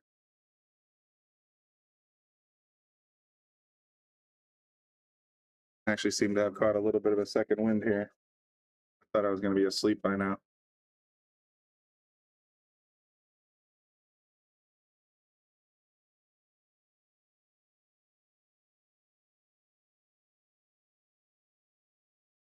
Great little defense play there by Jonas. 2 all the way up table. 8 ball cutting off one route. And it looks like the 2 ball cutting off the other. Not the 2 ball. What is that? Looks dark. This guy here. That takes this avenue away. Looks like it does. Probably the 4 ball.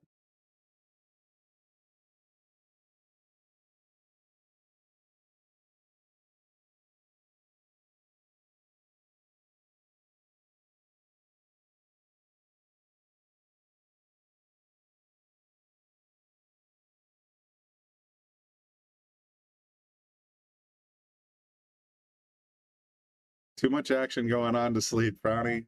I know you're feeling, I know your pain. But to Roddy's credit, I think it's like 3:30 in the morning in the UK right now. He said it was 2:30 earlier. And he's still here. He or she, I apologize if I made an assumption. Roddy could go either way. Jonas gets ball in hand, which he needs right now. Just sort of stay on this hunt. 4 in the morning. Oof. Oh no, maybe he was talking about the 4 ball.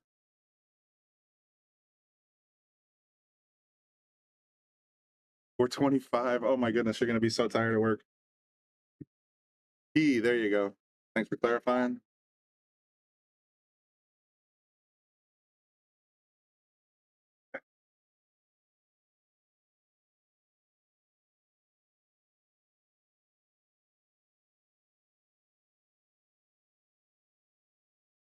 Great little shot there. Going to set up nice, I think, for the 6 on the side or the 6 in the corner, either way.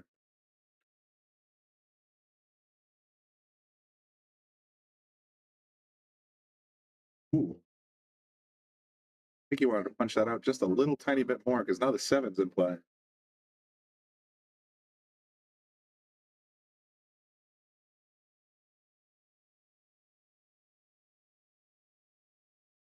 I got a little under 120 of you in there.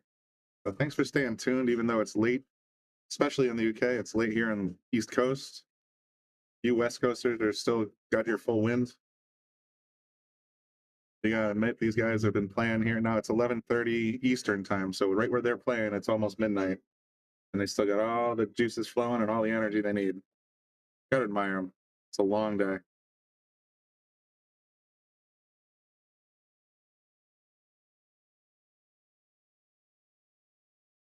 Ooh, thought for a half a second he came off left.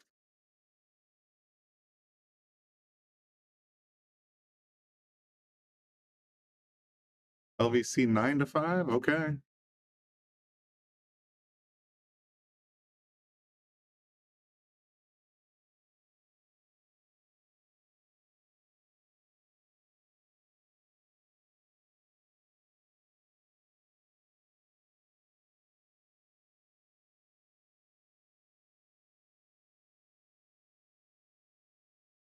Oh, at least in the Philippines, it's 11:30 in the morning.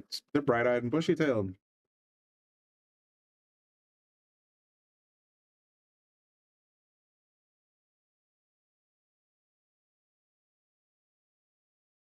I'm a little nervous that the score hasn't updated yet. Should be 9-8 Jonas or 9-8 Robbie. I guess someone has to tap on the scoreboards. Shouldn't it? He wasn't down 9-6 just now, was he?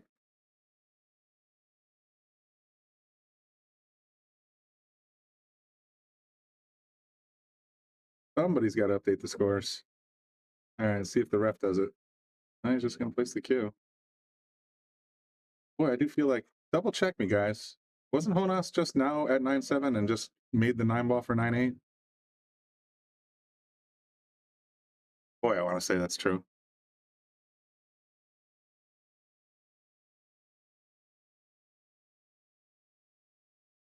Yeah, it's 9-8. Thanks, Vinny. Hope they remember to tap it.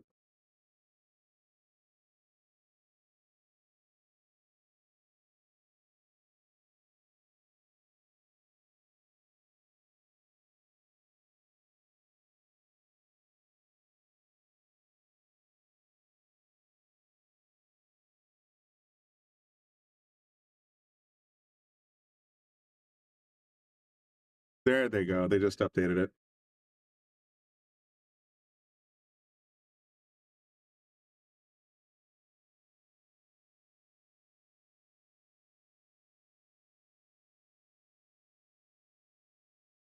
Let's see where in this battle Lee and Federer are. Ooh, wrong table. They're still battling over here, 8-7.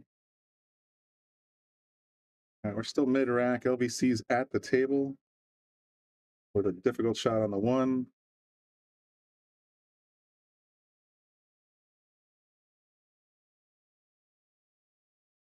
Looks like we're on a player break here. Hard to know where to look. I don't see Lucas on the live scores, which means he is probably out. I think he already lost one to Sanjin. So Corey put him out. Double elimination. I assume that's the format here. Let's take a quick look at the table. Yeah, Lucas is all packed up.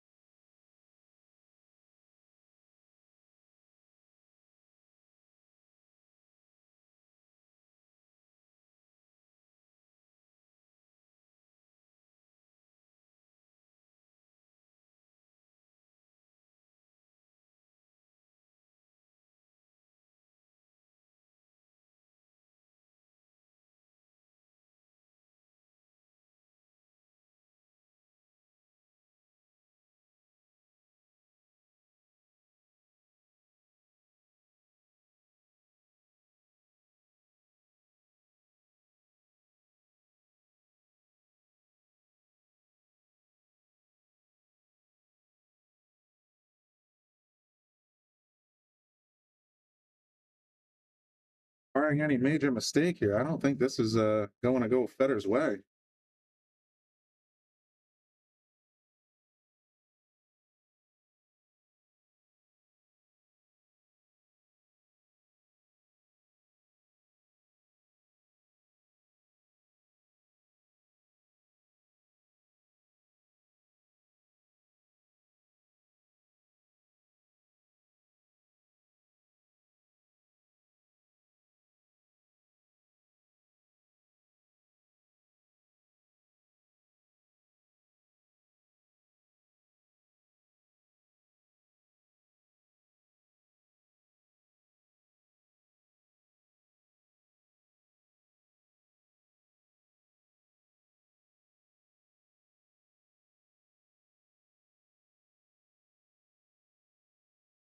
At 50-yard that one. Straight at the rail, goes right here. So he's got a choice to cut it here or just try to play in the corner, but it's going to be a little tricky.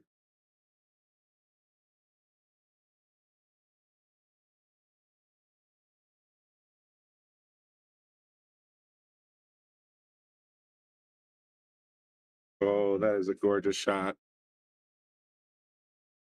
I think this one's in the books, folks.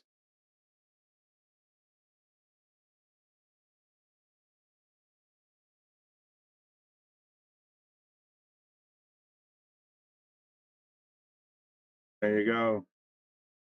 LBC takes down Feder Gorst. What a big upset. Good job, guy.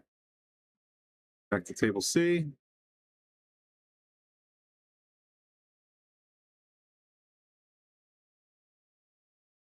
Yeah, we're gonna try and get over to the end of that set. I got Bobby in one ear saying, hey, we got Jonas on table 5, we got the FSR. It's hard to really split priorities. Let me take a look here and see what's doing. Yeah, we still got a couple of racks left in this one. So if you don't mind, I'm gonna stick. We're gonna finish on this one, I think. And then we'll just sort of keep an eye on Jonas.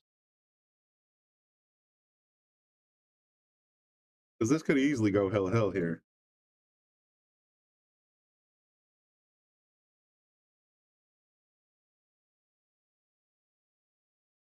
Oh wow, Sky won 10-7. Good for him, man. He was scraping by pretty good earlier. I think he was down like 3.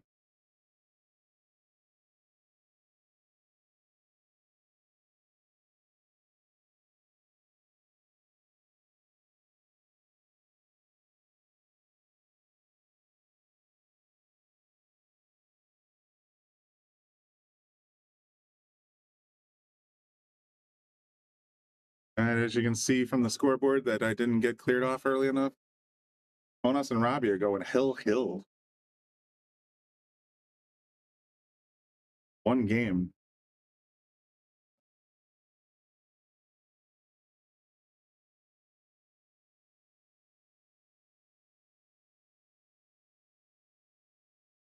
All right, so we're going to try and give you both matches. I mean, this is the one we're going to finish on because as Andy Downs pointed out, we did spend a lot of time on this rack, or on this set, and it's a great shot, you know, with Jeremy Sosi giving him a hell of a fight here. But I kind of want to see where Jonas and Robbie go. So I'm going to try and make sure I don't miss much. I'm not sure who's breaking, dude. Let's find out.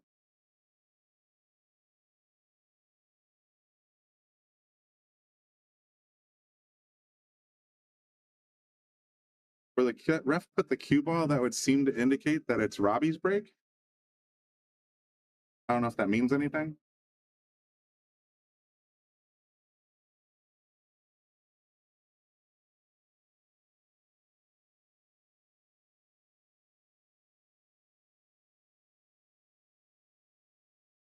Sure would indicate Robbie's breaking.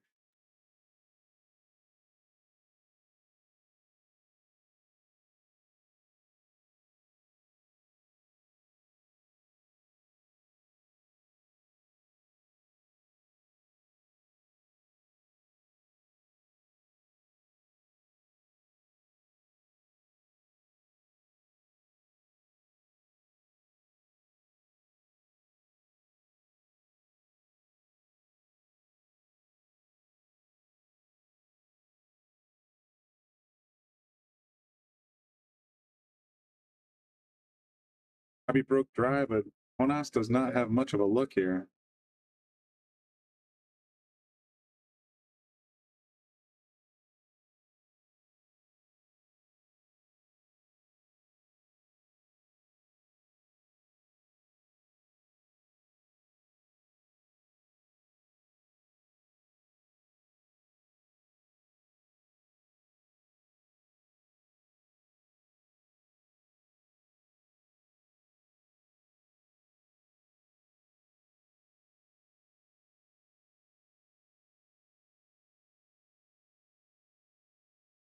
Yeah, Roddy, I think I'm there with you. I like the alternating breaks, even though it's always exciting to see a player put together like a 2 or a 3 or even a 4-pack or 5-pack. I think it keeps the skill level consistent with the play. So by having alternating breaks, you sort of take that out of the equation, and you make them win it on the table, not on the breaks.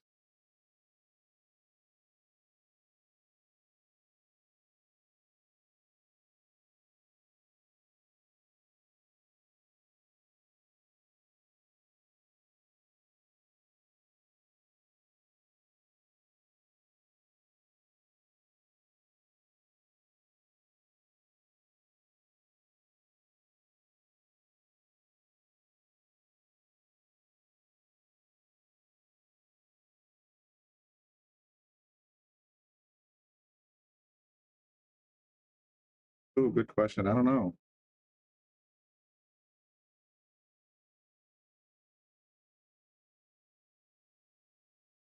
See if I can find that out for you.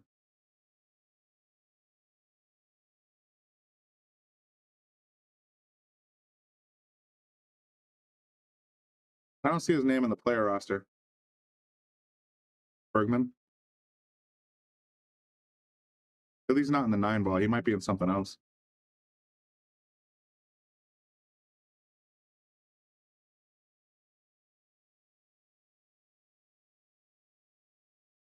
I think we're going to see these guys playing a little cat and mouse here, guys. I'm going to keep an eye as best I can on the other feed with FSR and Jeremy Sosi. I don't want to let you guys down on that one. Still 8-7 over there, though.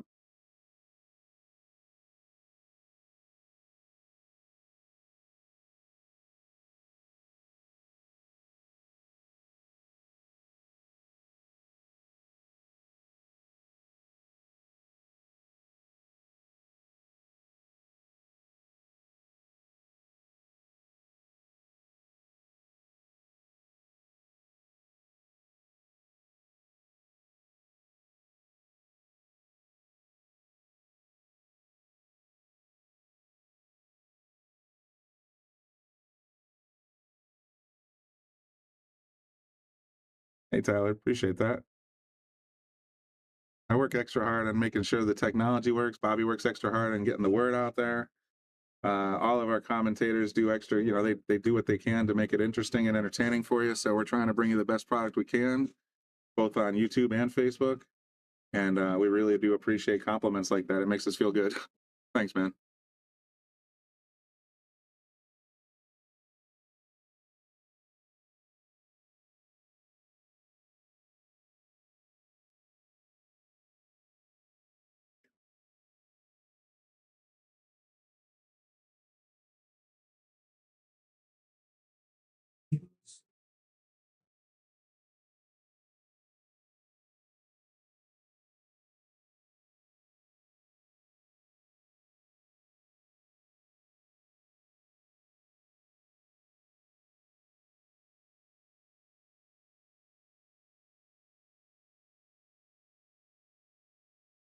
All right, FSR and Jeremy are now tied 8-8. Man, I wish I had a split screen. I will build a split screen tomorrow.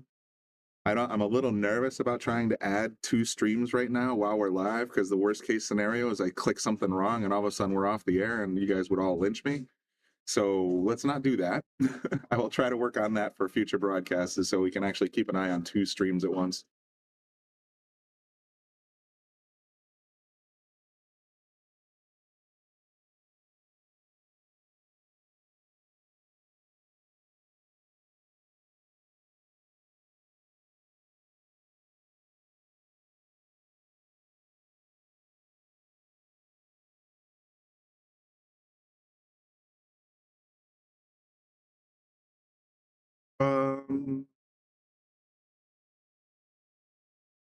Andy's wondering if I can give away a members only month subscription. I think so. Let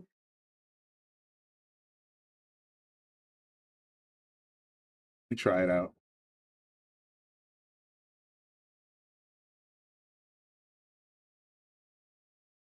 Oh, Brownie figured out how to do it. And Shadow Nels, one of our other consistent YouTube viewers, won the membership gift. That's great. I see them both here tuned in quite a lot. I'm going to try and do the same, Frowny. I should say live round 4.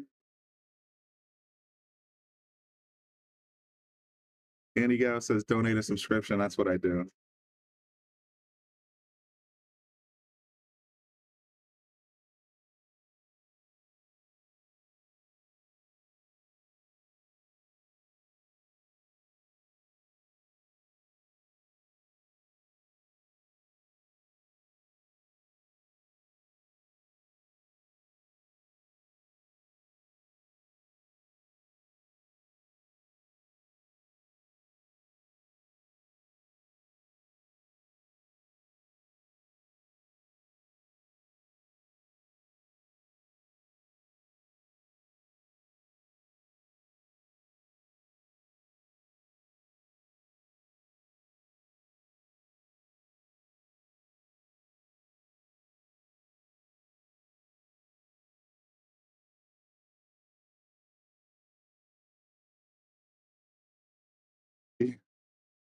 Yeah, he's taking his sweet time here, making us all a little bit nervous because we all. I mean, I want to see Jonas, Team Shark Stream, Team No Sleep actually do very well in this tournament, and I'm not rooting for one player or the other, of course, but I've gotten to hang out with Jonas, so I'm kind of pulling for him here.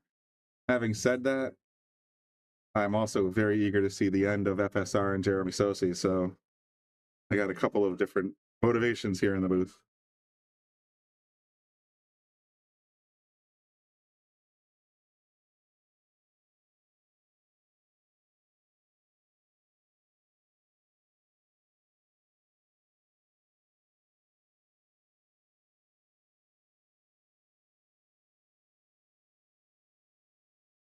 Take the score down, says Jim. That's actually not a bad plan. We all know it's Hill Hill. Oh, wrong button.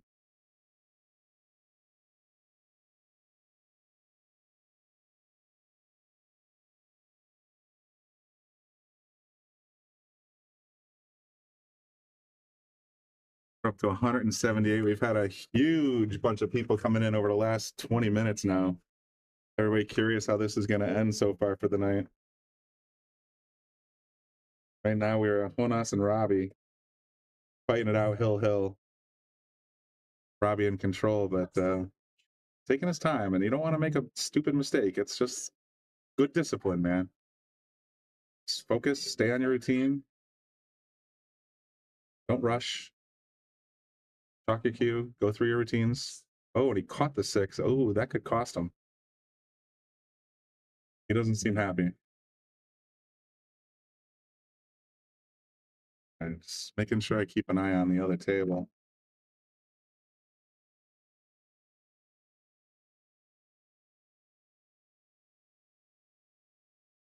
FSR and Jeremy, it's still 8-8.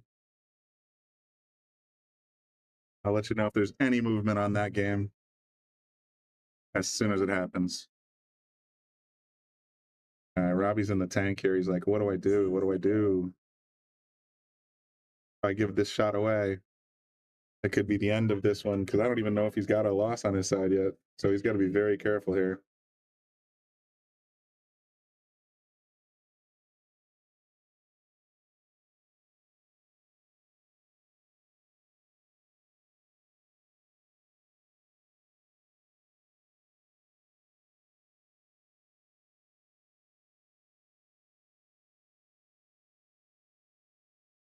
Cuts it all the way up, and he drops it. Holy cow, that was a big time shot right there.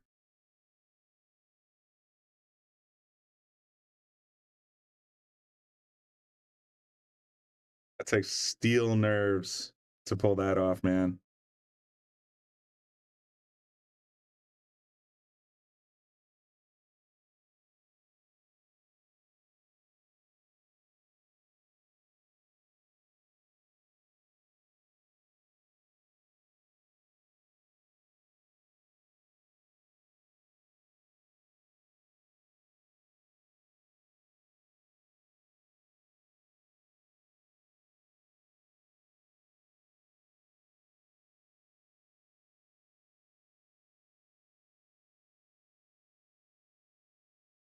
Yes, it's because I turned it off. Actually, I turned it off because the scoreboard is about 30 seconds ahead of the actual live feed, and we don't want the spoiler. We want to see what happens, you know? I'll turn it back on as soon as the shot's down. It's 9-9.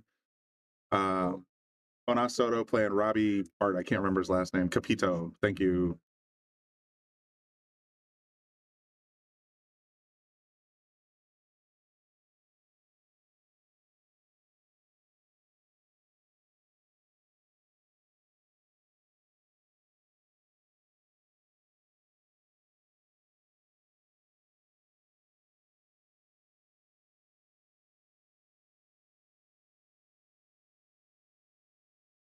All right, big shot. He's got a straight in ball. Oh man, I got to give it to Robbie. Stayed nice and cool, calm, collected, made the out. He's going to advance. There you go. All right, I'll put the scoreboard back so you can see it. Congratulations to Robbie. Nice try, Honas. Was pulling for you, but wasn't meant to be this time. We'll get it. We'll see what happens. Meanwhile, folks, the game that we were starting on and we're going to end on for tonight, FSR and Jeremy Sosi battling 8-8. Andy Downs, everybody else that was asking me to get back to this program. So here we are. This is going to be the last one for the night. I'm not sticking around after this. Don't even ask, even if there are other matches playing. That was the longest rack ever, Andy. I agree. It was a very deliberately well-played rack, though.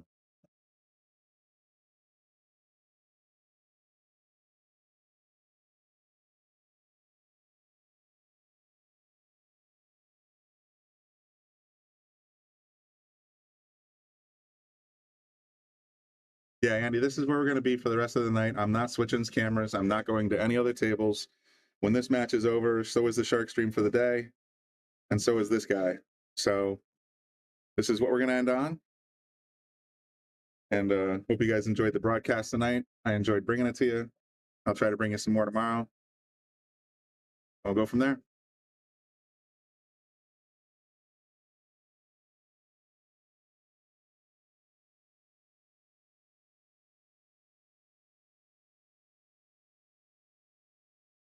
Okay, I got to thank Digital Pool, our partners in bringing us all these feeds. I got to thank Zach Goldsmith, who's our technology person over at Digital Pool, who's given us access to these feeds. I'm just here talking about them. Jonas did not win. Robbie Capito won 10-9 at the very end. Yeah, no, I want to thank everybody. And by the way, if you want to watch any of these matches on your own without my help or my feedback, go to that link on the bottom of your screen, https://digitalpool.net, AccuStats, and use the coupon code TheSharkStream. You'll get $20 off all tables live and on demand. You can watch previous matches as well. So check that out. And definitely supports the Shark Stream. It supports Digital Pool, and it supports the tournament all in one. So check it out.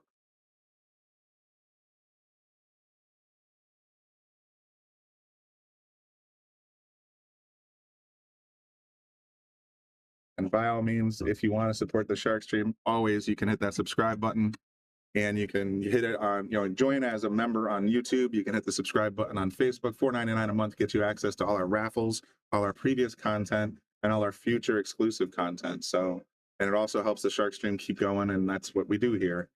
Try to bring you all the best content. We support you guys, support us. We support you. Everybody wins, You bet, Roddy. It's good to see you again. I'm glad you stayed up with us this late.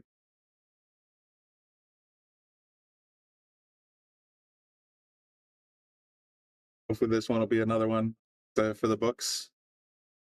But again, it's this all becomes possible because of a great partnership between us and Digital Pool and the International Open and all the people that get together and make these things happen.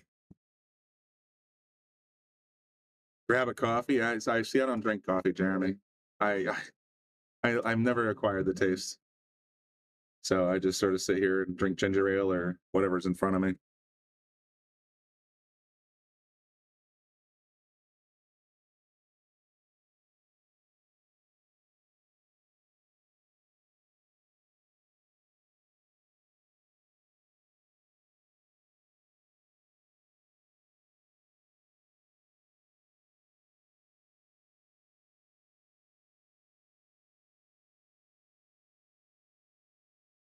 Hey, that's terrific, Tyler. Yeah, I mean, if you subscribe, you get all, like I said, the monthly raffles are worth it alone. We've raffled off $1,000 cues, we've raffled off cash money, we've raffled off all kinds of swag, including Taom Billiards chucks, WR Carbon Magic polishes, McDermott Cues. We've done Viking Cues. We've done all kinds of stuff. So with the raffles alone are worth it. But the members only content, don't get that mistake. I mean, we've had the legends on here. We've had FSR on. We've had Earl Strickland. We've had Mike Siegel. We've had, uh, Efren Reyes. Like all the big legends have been on here. And we're hoping to get just many, many more going future. So definitely check out all that great content. Try to bring you all the best content we can. So definitely good reasons to subscribe. All right, FSR in control right now. I'm gonna turn off the scoreboard again. No, it's 8-8.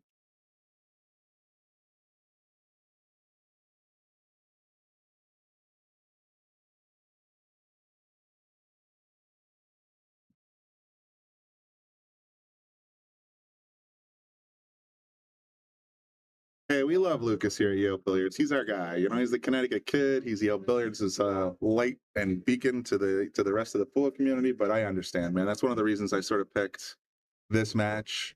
I picked Federer. I was gonna bring Aloysius Yap and Sanjin because I thought that might be a good one, but I was overruled. So we're good. Like I said, we're gonna try and bring you as many good names as we can out of this International Open, and there's so many to pick from. So absolutely, we're going to try and bring you a good variety of people. All right, FSR up on the hill.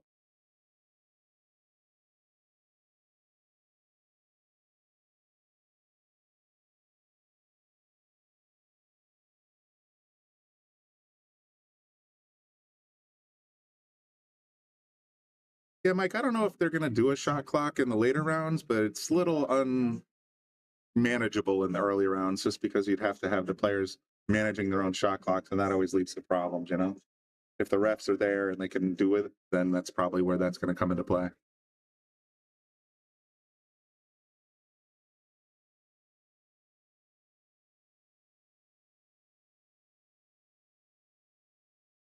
All right, at most 2 more racks tonight, folks.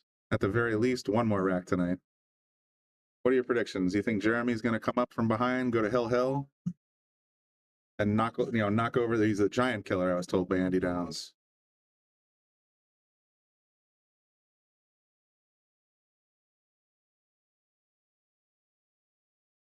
Michael Rhodes knows me pretty well.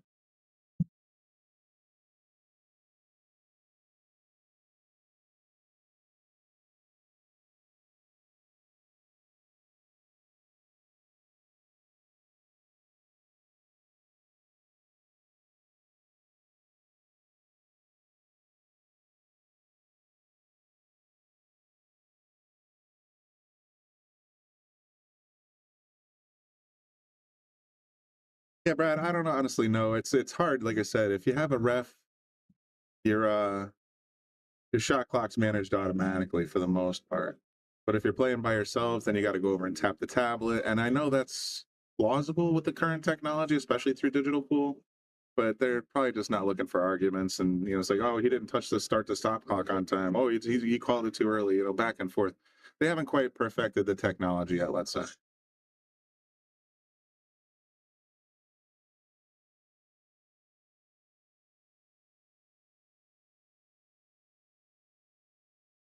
And once they get down to the quarter semis or, that area, you're going to start seeing I'm guessing 45 seconds, sometimes 30, but usually 45-second shot clock, 60 on the break.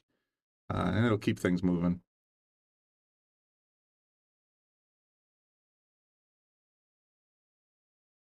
Here we go. Sosi breaking right from the center of the table. That's new. I thought he was breaking from the side a bit.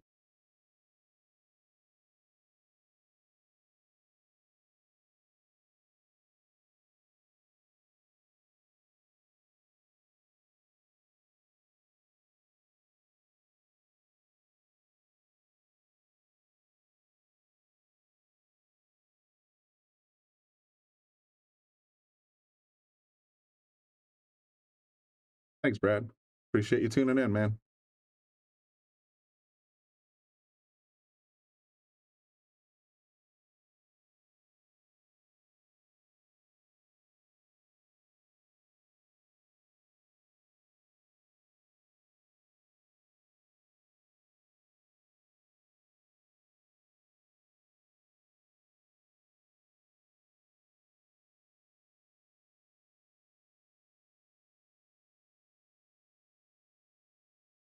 FSR's on the hill, but he doesn't want to make a silly mistake now. He knows Jeremy's a very calm, collected player, and if he makes a simple mistake here, Jeremy can get right on that hill. You know how it is. Try break, please. Yeah, it looks that way.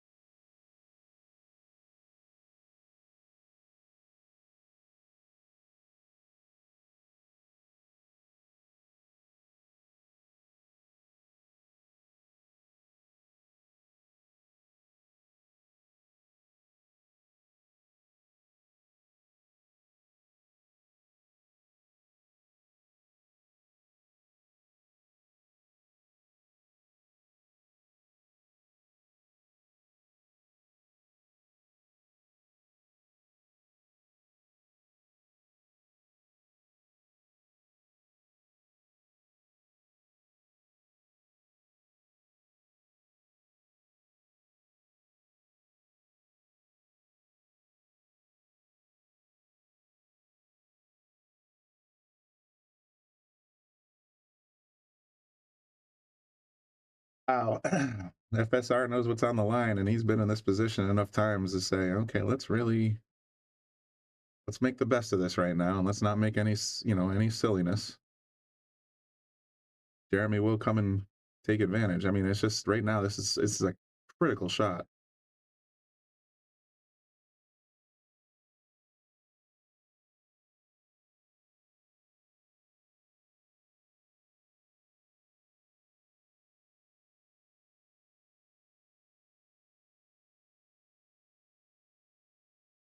You sort of flip-flopping between trying to play the cue up table, playing the 1-8 combo. Is that the 8? No, it might be the 1-2 or 1-4. It's the 1-4.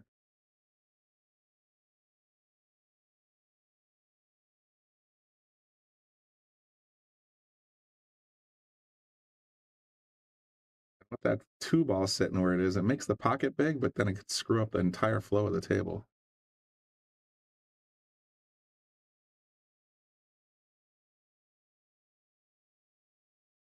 Oh, he gets up again. I want to grab a flag from the football, like a football referee. It's like false start, 5-yard penalty. Repeat second down. There it is. He made it, but now he's got a little bit of a trick shot going.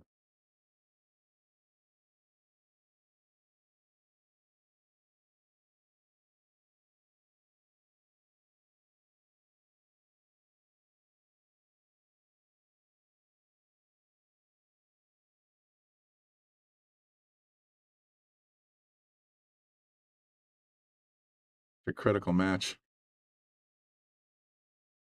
If anybody else is still playing. We're down to 6 tables live right now. Georgie Georgiev is up over Tyler Steyer 9-7. BJ Ussery and Tommy Tuckoff tied 7-7. Marco's up 9-8 over Brandon Schuff. Niels Feigen is up 9-7 over Mario He. And finally, Sanjin and Aloysius Yap, or Aloysius, depending on your which country you're from, I guess.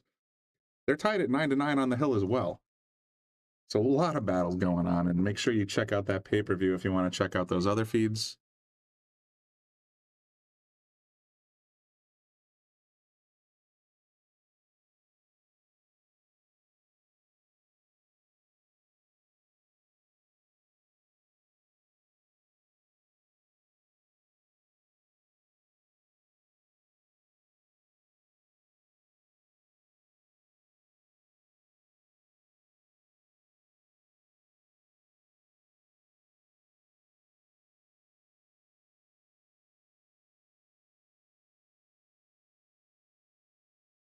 Light Walkster. I know he's breaking with Carbon. I haven't been paying attention whether or not FSR is playing with Carbon.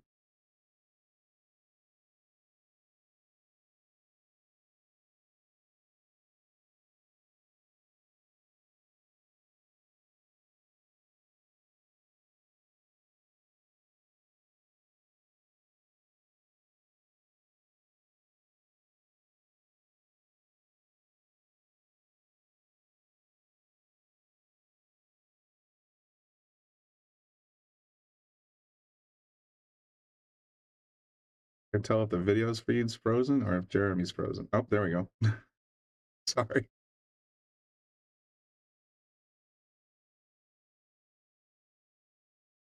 Clean hit. This is a hell of a time for the feed to start breaking up. Come on.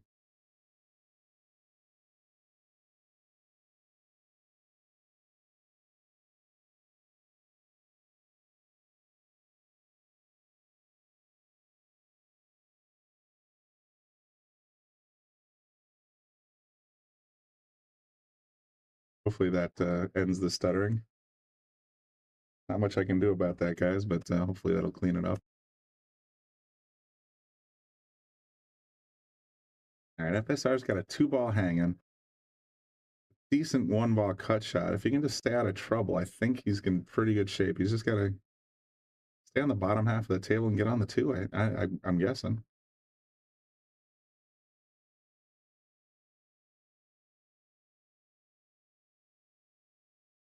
Oh boy. Everybody's second guessing. Pretty sure FSR is using a new Q-Tech Synergy Truewood. That's interesting. I'm looking at a very carbon looking, but it looks browner when it's under the lights.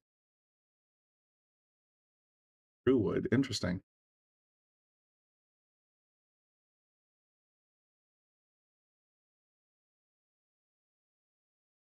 It looks dark enough to be carbon to me.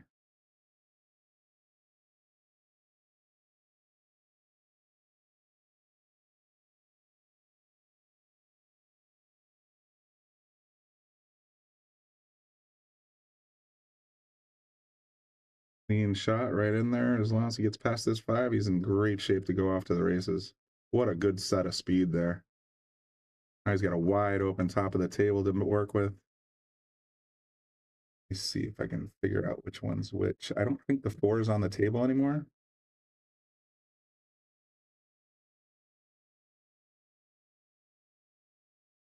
I think this is the 7. 8.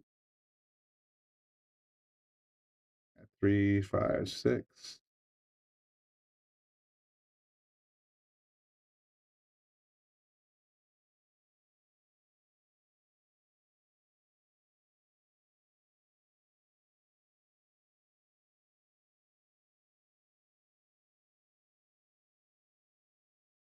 Michael Rhodes says he's using the new Synergy X. That's interesting. So yeah, I mean, maybe it's just the way the light hits it. It looks dark from one angle, sort of like certain paint jobs on different cars. It looks different from one angle than another. But I could have swore I saw a brown glint when he was down on the table a couple times.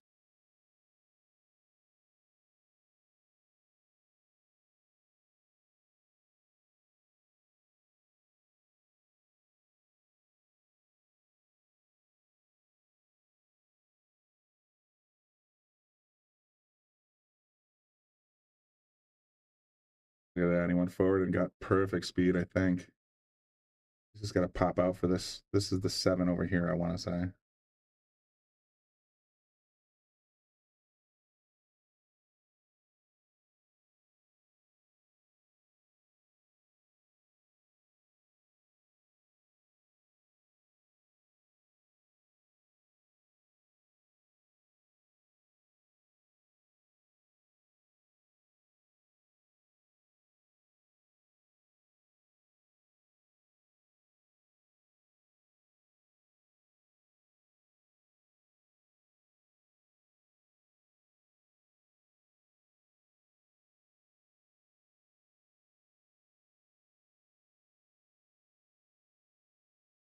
Looks like the fat lady's warming up, folks. I'm going to turn off the scoreboard again.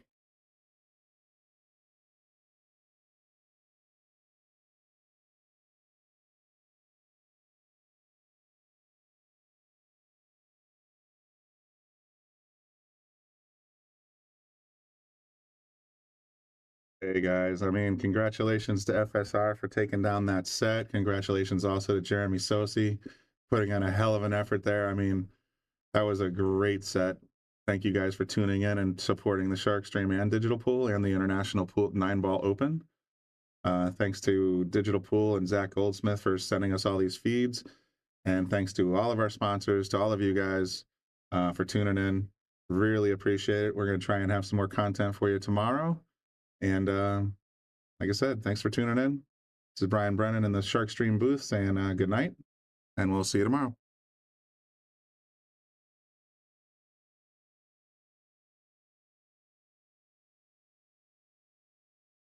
We want to give a shout out to all of our sponsors here on the Shark Stream. You have Connecticut APA, SigmaWare, Agency One Group, Jacoby Custom Cues, Women in Pool, Mabel's Tables at Michael's Deli, NM Billiard Sales and Service, 11 Hall Avenue, Wallingford, Connecticut, KM Maintenance, JT's Pool Cue Repair, Salotto app, Mark Anthony Home Improvements, Tommy's Tattoo Supply, Jimmy's Auto Service, Joe Master Billiards, Aramith Balls, Organic Tattoo, Vaculease, Tweeden Fiber Corp, Harriman Real Estate, Pool Table Magic, Ben Strong, K Morgan, Man Cave Memories, and of course, Viking Cues, Simonis Cloth, and Andy Gow. This is Bobby saying